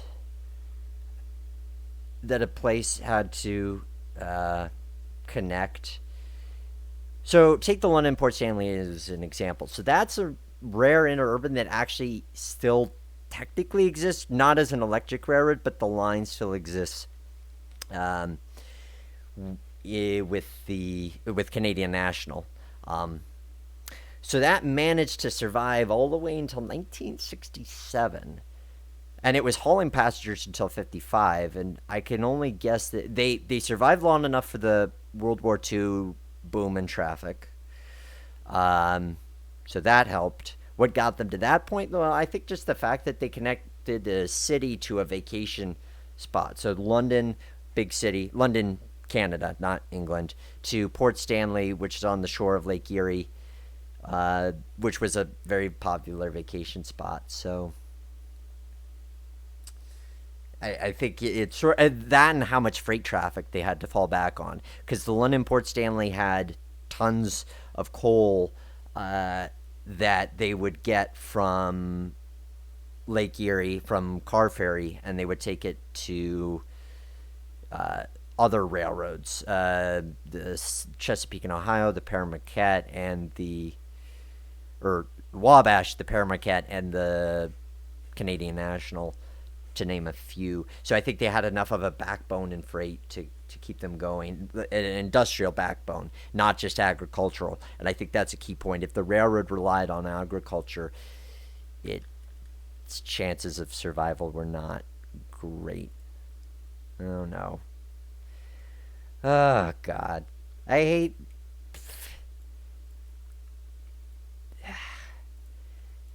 This falls under the category of, do I need to do everything myself? I had this all lined up for you guys where I was going to be so slick, and this tram was going to be waiting there, and it screwed up everything, and now the tram derailed. So, phooey. That sucks. Plan B. We're going to clean that up. We're going to get another tram engine, because now I just feel like I got to prove the simulator wrong.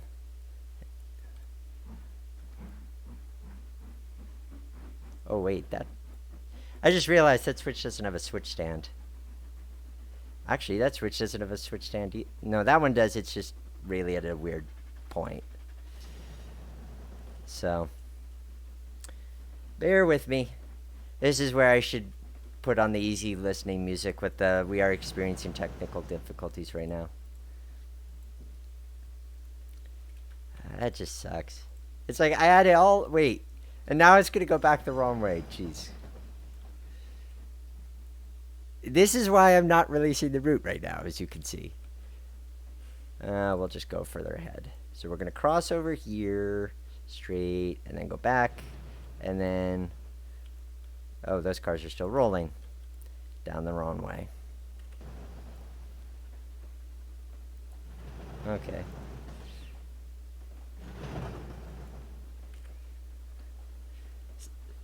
Rest in peace, tram. Yes. I'd like to say it did a good job, but it didn't. I don't know. The AI... So, I was going to talk about how much I love the AI in this game, and I do, but it's hit or miss. There's times when it's very with it, and you could do some really cool, complex maneuvers with it, and then there's other times where it just does not understand what you want it to do, and then it freaks out because it's like, I can't get there from here. I don't get why it was that hard. But this is why it's beta testing, and why it tells me I need to have more track marks so it knows how to get its way out of the goods yard. Okay. Now, let's do this thing. So, it is going to just drive to Upwell. Well, we'll do it step by step. I don't trust it anymore to not screw up. So, Elm, drive to Boyce's Bridge, Main East, and then drive to Upwell 3. We'll stick that on. Okay. We now return to your regularly scheduled cornfield meet.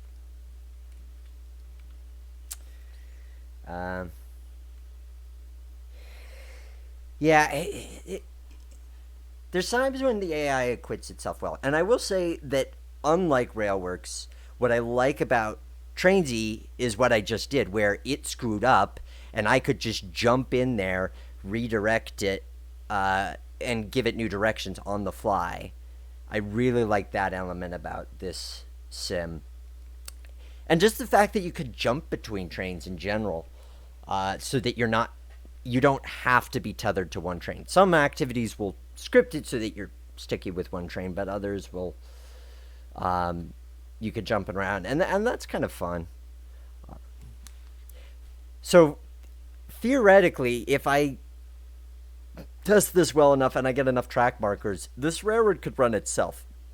When it gets into switching, as evidenced, sometimes the AI is just not that good.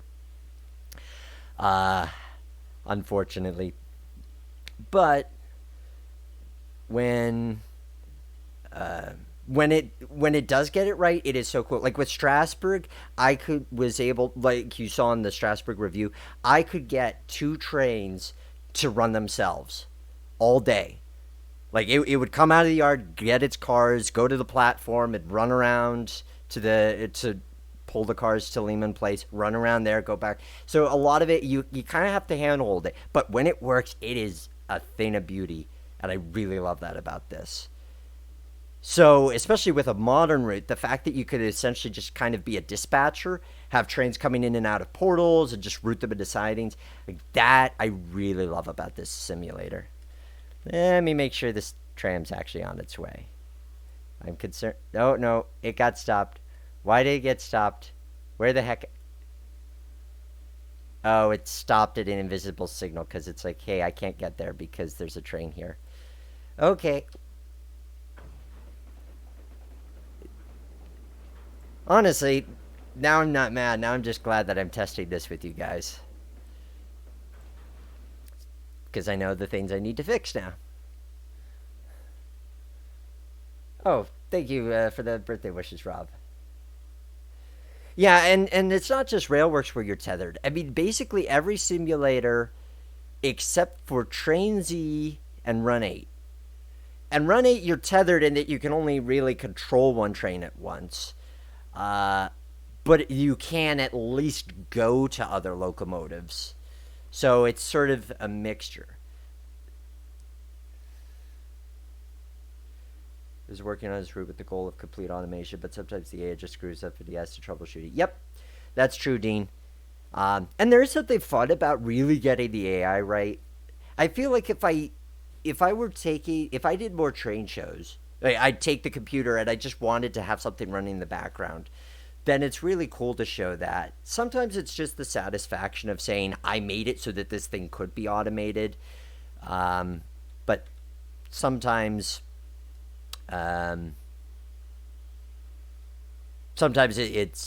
it's rewarding when you could show it to other people and say, look at how this thing runs itself. The tramway could, but I don't think you could have switching. I just don't trust these things when it comes to switching because you have to assign it, tell it to couple to this car. It's too labor intensive. It works best when you just have mainline trains that are going from point A to point B. I'm getting strong whiffs of birthday cake. I hope this tram comes soon. I hope I did it. Oh no. Where did it get stuck now? Oh, now it got stuck at Elm. No, it got stuck at the brewery siding, for crying out loud. Oh, golly. I feel like I'm better off just telling the train to go 12 miles an hour, and I'm just going to leave it at that. Like, I'm done trying to be creative. Okay, 12 miles an hour, and it's just going to go that speed. It's just going to drive. It's not going to try to take the shortest shortcut because I'm tired of it making mistakes. But good to know that the one thing I will say that will help me to navigate this in the future, there are things called train like driver libraries, where you can um, where you can have a list of commands and just tell it, hey, follow this list of commands. So I'll probably make some libraries up for people so that if you just want to have a train run north to south, it'll do that and it'll know to stick to the main or stick and not to go into a brewery. Seth, what's Run 8? Run 8 is a train simulator, a North American train simulator. Came out originally 7 years ago. It's now in version 2. I haven't played it as much recently. Yes, I've reviewed the original simulator as well as when they initially came out with the Needles route back when it was a separate payware add-on. Now I know it's built in to the thing. Running a look. That is what. So, the one thing Run 8 does that none of the others do, that I wish they did, is being able to have multiple people on a single train. You have other sims that could do multiplayer, but none of them have it so that you can have multiple people on a single train. And I really like that element about Run 8. If you want to go, like, working a local crew and feel like you're really working it, oh, it is fantastic. Because you'll have your engineer, you can have your brakeman, you could have a third guy, or you could have your conductor, you could have your brakeman. I love it for that reason. Zafid, how powerful is the computer I use? Very. It's got the processor is a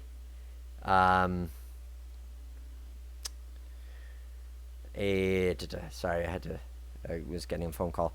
Processor is a 6770K or 40. I was just looking this up the other day. I built it a couple years ago, so I forget. But it's an i7 processor, 8 core, 1080 GTX graphics card. I'm running the sim on an SSD, so it is very powerful.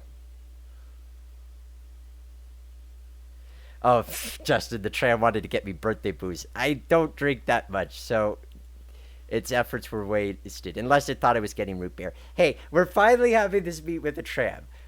Finally. So, we can celebrate. And that's one of the things that's cool. I love being able to have interaction like this and just have another train passing. And it feels like another train. Because, I mean, right now I've given it the basic drive command where it's just going down the line, and it'll keep going until it finally hits Upwell, and it hits a stop signal essentially. But what I like is that originally when I scripted it, it actually was going to follow the timetable. So the goods trains on this route also have to adhere to a timetable, meaning that they can't go beyond certain spots until they have until it's a certain time, since you don't have a dispatcher per se. What else? NS. Sorry to Zafid. It's a really powerful computer. It just in simple terms, it's powerful. But being that it's not just my toy for train simming, although I obviously do that and enjoy it, but I also do freelance film work and I do video editing on it. I do rely on it to be powerful. So it's for both.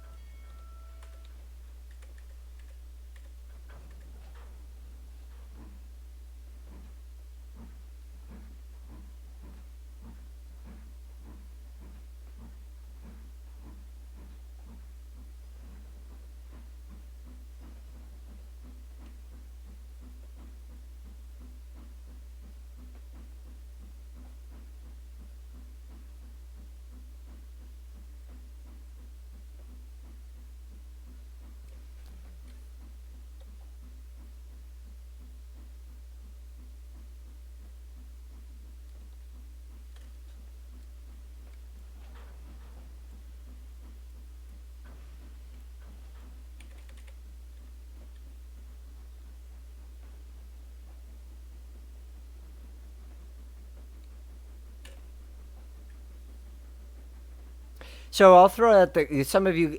I want to throw a question out there to you guys. So, what's a route? Since you asked me what are routes that I'd like to see that haven't been done yet, what are routes that you would like to see done that haven't been done yet?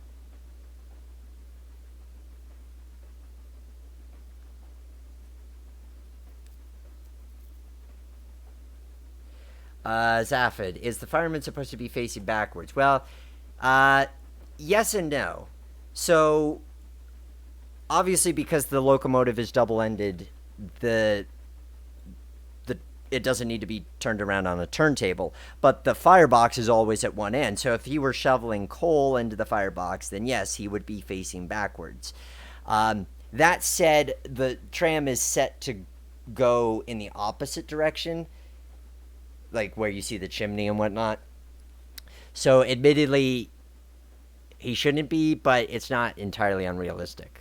Think of it kind of like, from an American locomotive standpoint, like a Southern Pacific cab forward. There's an engine where the fireman is always facing backwards because the boiler's always behind him. So, let's see. The Coniston branch is one of them. Never heard of the Coniston branch. Western Maryland Scenic. I'd like to see Western Maryland Scenic too. I've considered building it, but held off because I felt like there's not enough traffic variety. It's just the tourist train. It's a nice route, but and yes, there's the K&L pack for it, which I do consider what K&L has made when I consider what I'm going to build for a train simulator. But I just don't know that there's enough to it operationally to satisfy me. Yes, I enjoy building the route, but I do want to have something to do with it more than just running a train out and back. Derby, Manchester, circa 1950. Know nothing about it, but that sounds cool. I'm guessing it involves trolley buses since you brought it up, Tom. Lyme Regis branch or the Pennacook branch, my local. Again, ones I've never heard of, but I could totally understand love for a hometown railroad. Tennessee Valley Railroad Museum. I saw somebody was making that on the Jointed Rail Facebook group, so I look forward to seeing if that comes to fruition, because obviously there's the steam packs for that. Waverly route from Edinburgh to Carlisle. That would be nice. Something from Memphis. Yeah, not a lot of southeastern routes for train simulators. A lot of northeastern ones and northwestern, but not a lot of southern. Coal and steel rail videos. Youngstown and Southern. Nevada Northern, J&L, narrow gauge, all interesting ones. Youngstown and Southern or Southeastern, I forget which it is. Very scenic, very slow. I've done on one slow route, but I agree. Scenically, it's very pretty. Cape May County. Yep, I love the original. If you've seen my review, would love to see somebody extend that further.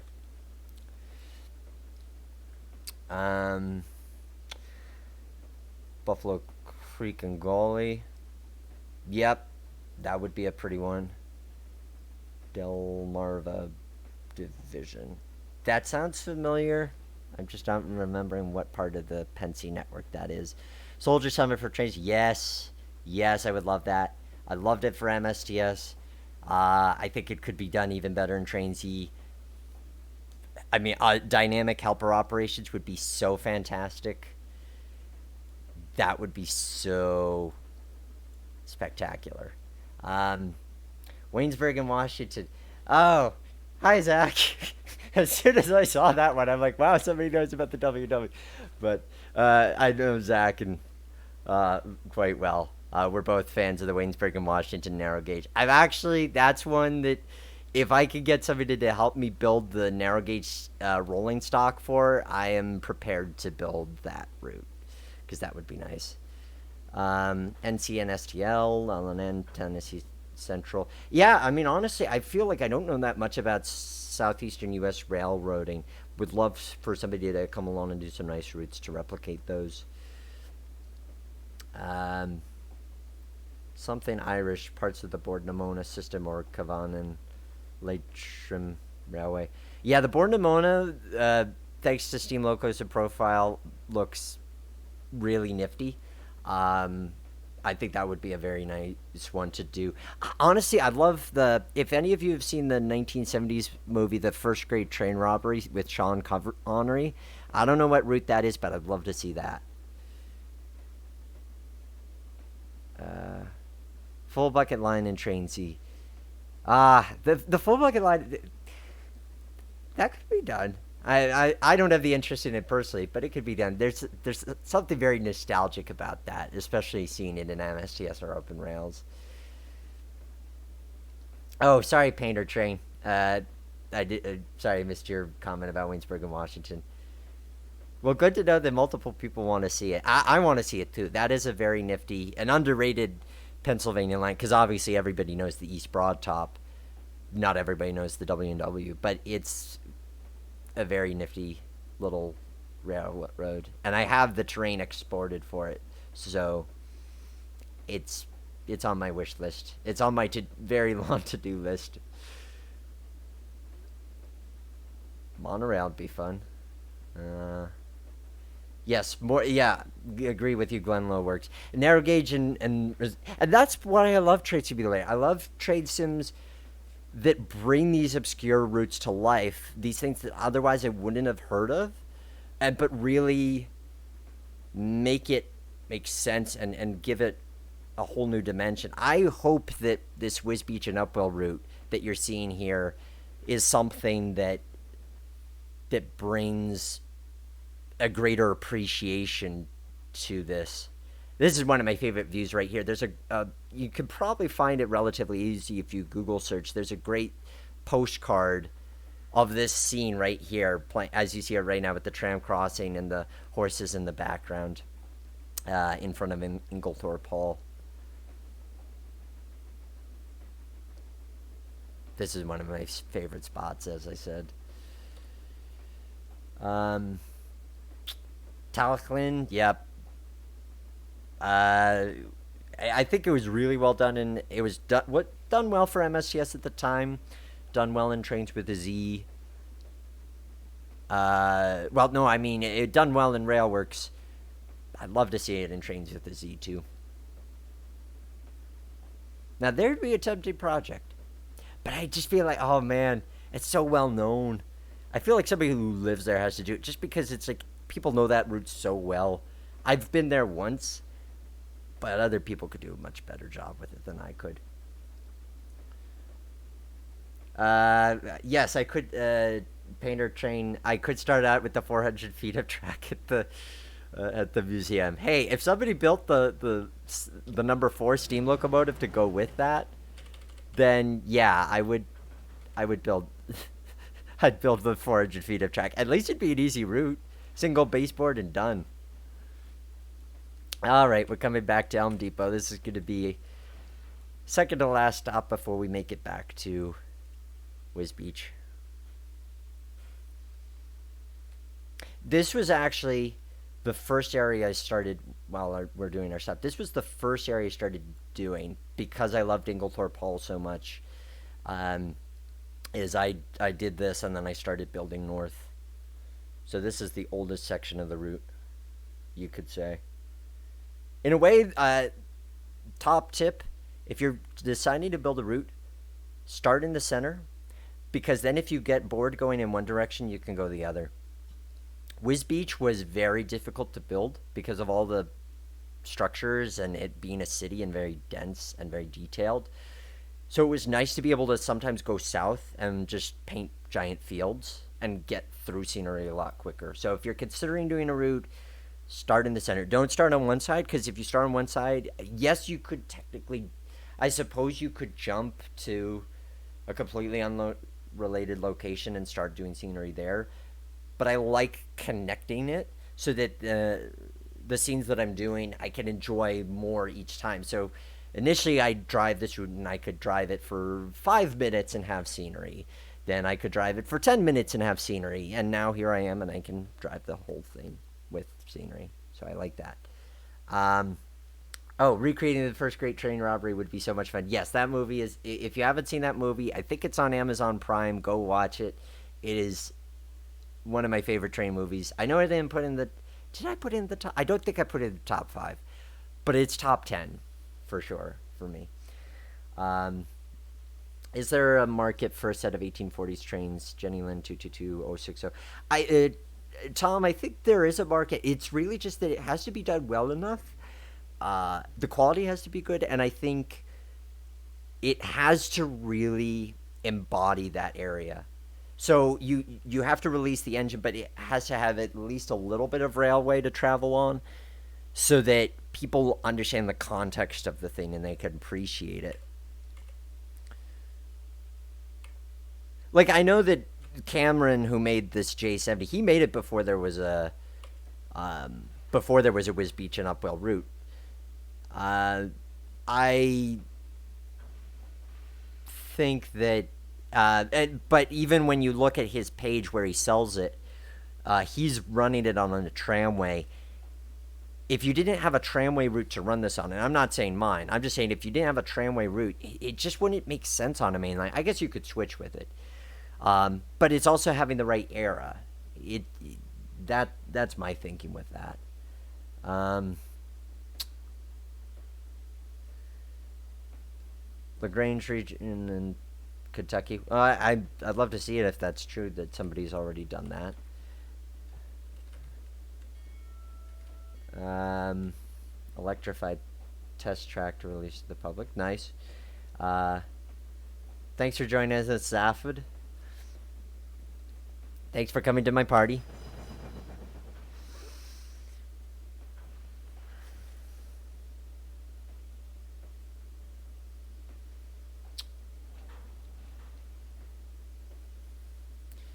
But yeah, to me, that's what the things that I appreciate the most are where you get the whole package as far as where freeware, payware, just that there's the right trains, the right route, and ideally activities. Because yeah, I could just set things up and go, but for me, I want to understand how the thing ran. What types of cargo did it haul? Where was that cargo coming from? Where did it terminate? What type of switching did it do? What jobs did the switching? I like the system of it. So I like being in the sim and driving the train, but I like knowing where my train fits in the system of what's going on.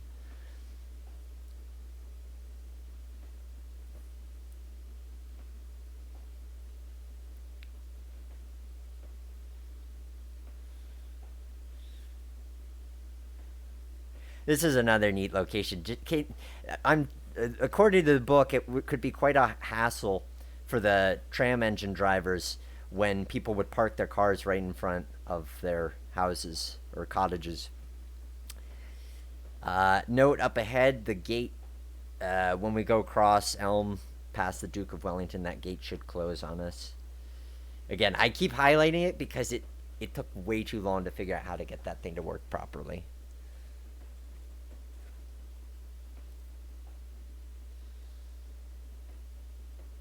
Crab from the bay and even ice cream from the Cupid ice cream plant.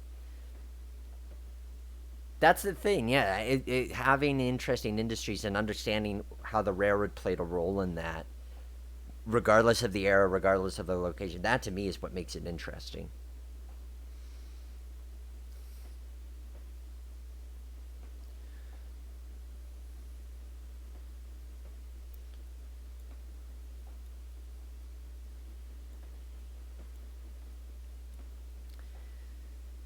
Well, thank you guys again for joining me on this beta birthday party. I'm glad that you guys enjoy the streaming element. I'd be happy to do something like this again. Um, Maybe next week we'll see. But do some route building.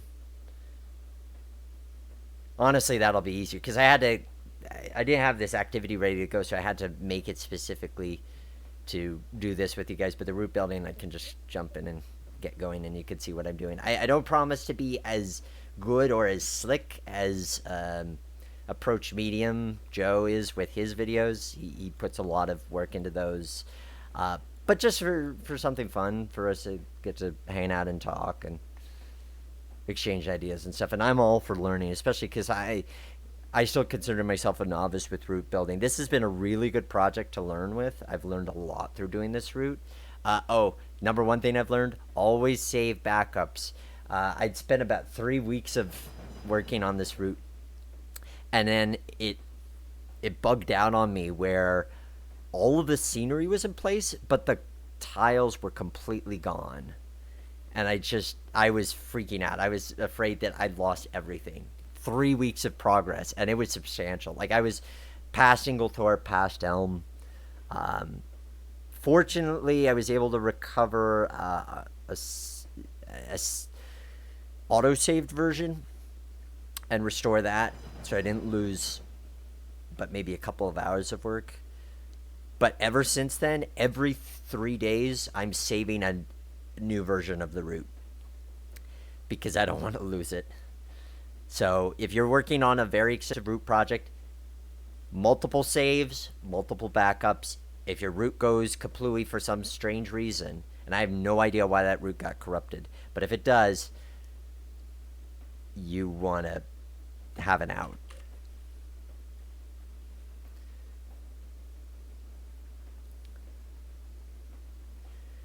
Yes, K&L, we talked a little bit. K&L making EBT content I'm excited about. I think that's going to be really great to see what they do there. As you know, his Steam stuff is among the best that you can find. Not just for Trainz, but for any sim. He really puts a lot of effort into those models. Mount Penn Gravity Railroad is very unusual. Yeah, and things like that actually shine really well in the simulator, where you can have gravity railroads, cable cars, things that might not work well in other sims.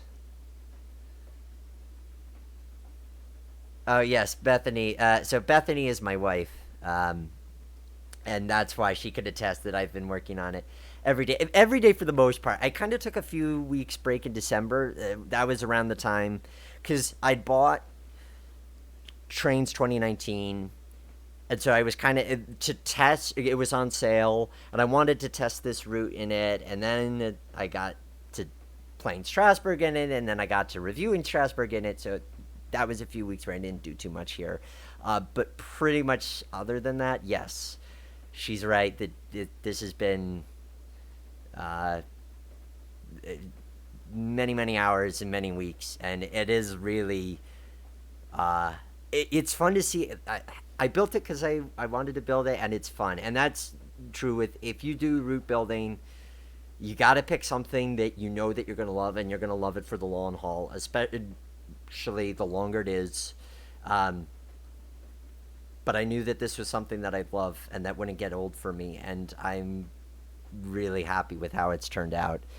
And I'm looking forward to continuing to improve it, make it look even nicer, and make some activities for it.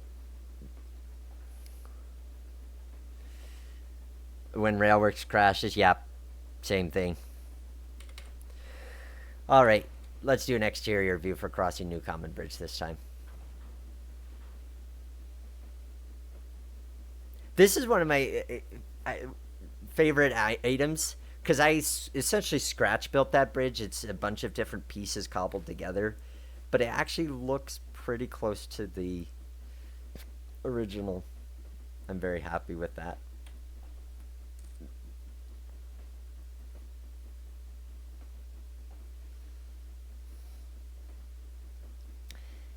Yeah, when you see the tram going down each side of the bridge, it's just, the grade on that thing was nuts. They eventually took this bridge out. So if you were to go to this part of the UK today, basically it looks nothing like this. The canal's gone. It's now a major highway.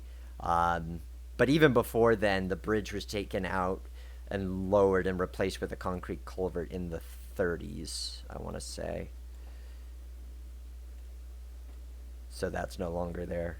There's a few areas that you can recognize what was there, but a lot of this is just so changed. And obviously a lot more developed. There's still quite a bit of farmland, but it's a lot more built up. The scene that we're coming up to is an example of what I want to do as far as the quality that I envision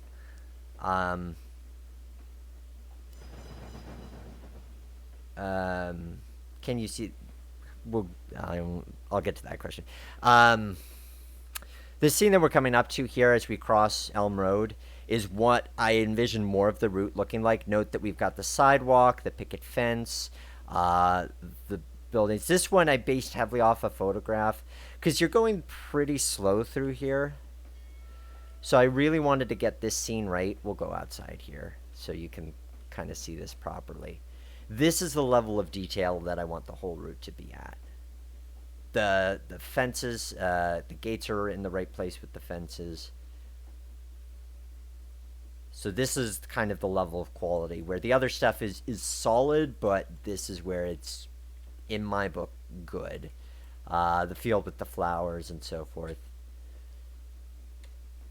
Now, your question, can you see the valve gear through the tram? No. In fact, actually, if you look inside the cab here, you'll see there's a hole there and just wheels. So no, there's no valve gear on the inside. There's no version of the tram that has the valve gear visible either. If somebody, I messaged Cameron about updating this model or creating the Y6, but his response was that he's looking for somebody to commission it, and right now that's not something that I can afford. So if somebody really wants that, if somebody really likes the route and is willing to commission him for it, great. We all thank you. If not, this model is still really good for getting into the spirit of the tramway.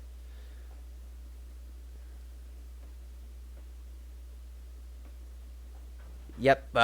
So we're running right along the main line right now, though we are on the tramway itself. Let me just, given how everything else is gone, let me make sure we're lined on the right track so that we don't end up who knows where. Okay, we are actually lined for the station. We're good.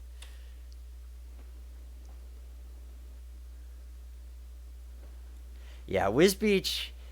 Oh, man. Wisbech is one of those things. I don't know how I did it. That was tough. It's tough because I just didn't know. There's photographs, but it's also a case of how detailed do you go? And I just didn't want to go into this crazy detail when, for the most part, this is all you see. And you could go into those streets, and there's all sorts of mix of buildings and stuff. Because I wanted it to hold its own visually if you're looking at it from the sky. But at the end of the day, I didn't want to get too bogged down with that. And that was a lot of work. I'm kind of glad to not have that anymore. All right, here we are coming back into Wisbech East Station. After a nice 2-hour drive through the countryside.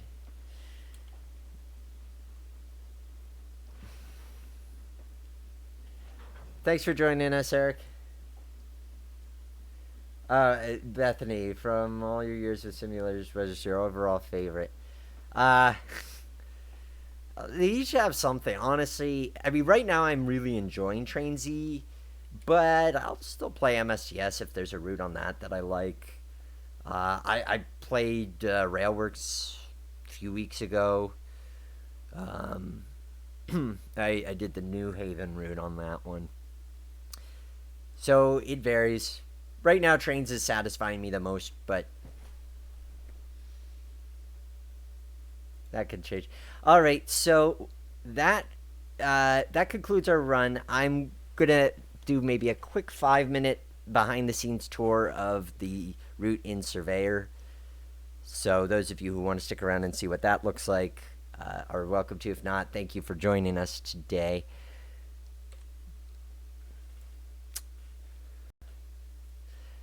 So we'll load up the route in Surveyor, and you'll get to see. Actually, well, here we are, right in Surveyor, right here. Okay, so to give you a sense of what the route started life as. Actually, I can't do it in this version because I changed things. Let me show you the work version of it. This is the beta version I put together, which has the backgrounds removed. This is all of the backups I created, by the way. Note that we've got files going back all the way to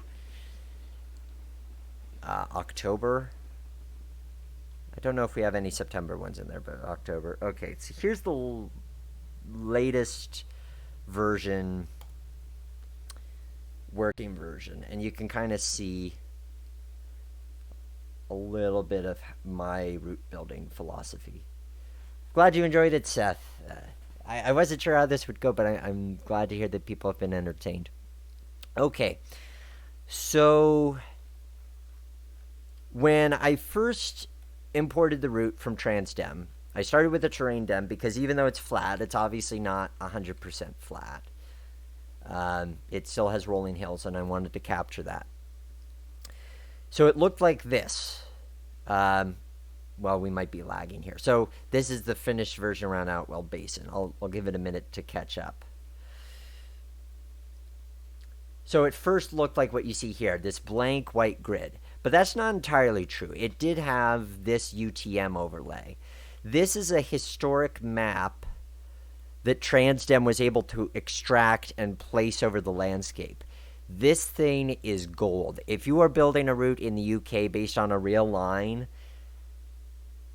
you have to get Trainz and you have to use this map overlay. It is phenomenal because look, I live in the US, and as I say, I've only been over to the UK a handful of times, but being able to have the outlines of where the tracks are, outlines of where the property are, a sense of where the buildings were, if it was kind of brush area or whether it was field. There's still some guesswork, obviously, and some relying on photos. But it just made it so much easier. So you could see here where we get into the more scenic area, all of these hedgerows are following property lines.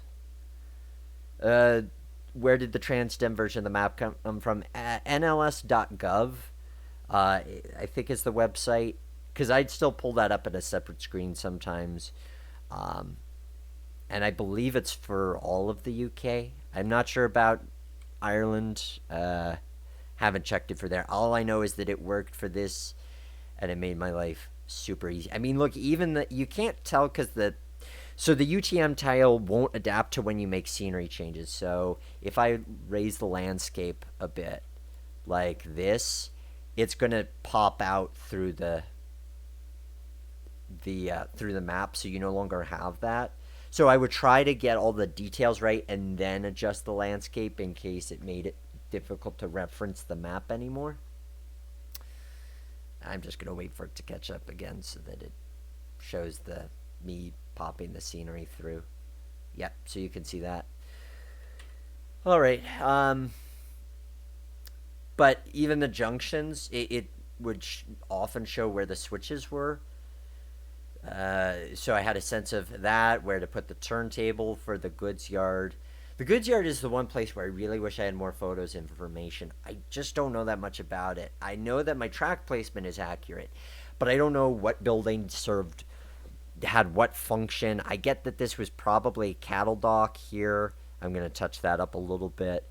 But I don't know what this platform was. I don't know what that building was. So maybe there's other books or somebody from the GR Historical Society could make that clear.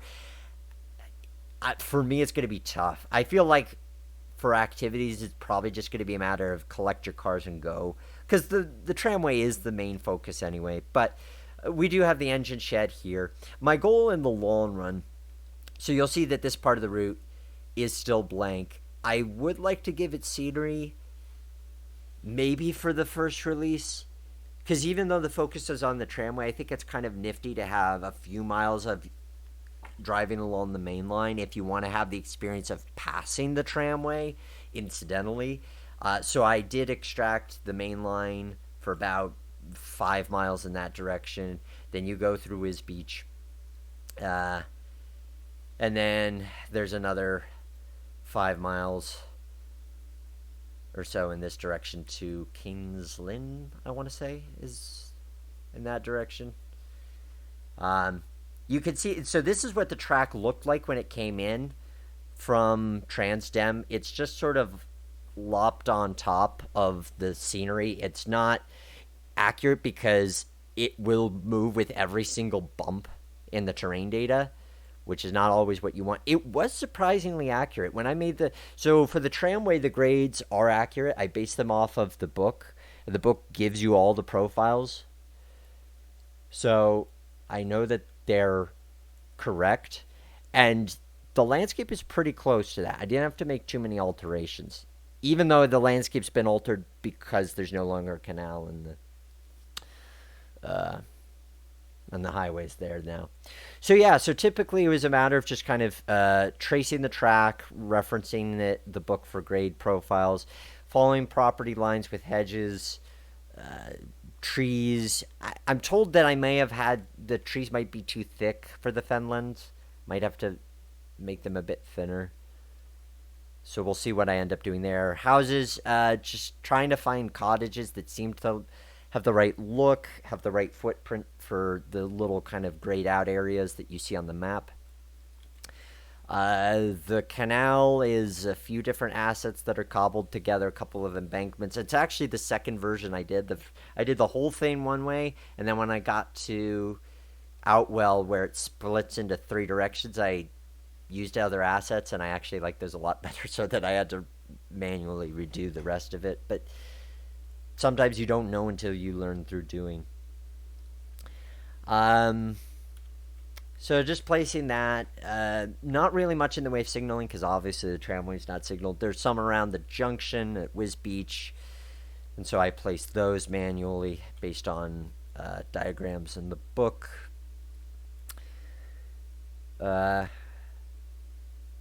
But yeah, oh yeah, the National Library of Scotland, NLS. Yeah, their maps are killer. They have all the detail that you'd want.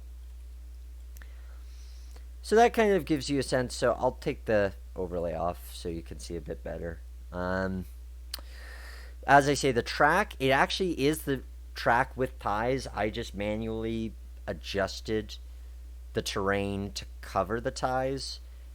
Yes, I could have just used track with rail, which may have been easier, but I wanted it flush anyway, so it really didn't add that much work. Oh, and somebody was asking about what the track type is, and it is, yes, LRW track, wood, bullhead, no ballast. Search that on the download station, it should come up. And there's a couple of spots where I use ballast, namely around the bridges. So, anyway, I think that gives you a general sense of what I've done here. Obviously, once the route's released, you can dissect my route building at your will. But that gives you a sense of what it did, some of the cameras I placed around. Most of them I did tracking because it still gets to me that even in 2019, as in Trainz 2019, N3V hasn't made a trackside camera that will pan with the train that just auto-generates. I don't get why you still need to manually place them. But I'm doing it. The only exceptions are where I really like certain stationary scenes, like this field with the little horses. So I've got trackside cameras. I think we'll leave it at that. Thank you guys for tuning in today for this live broadcast, beta birthday party. It was good to have you along, good to have your questions and get to talk about this stuff with you. If you enjoyed it, let me know. I'll definitely consider doing another one and maybe doing route building this time, and we can have some more interesting discussion there. But I appreciate you joining, and thanks for coming to my birthday party. Have a good rest of your day. Take care. Cheers.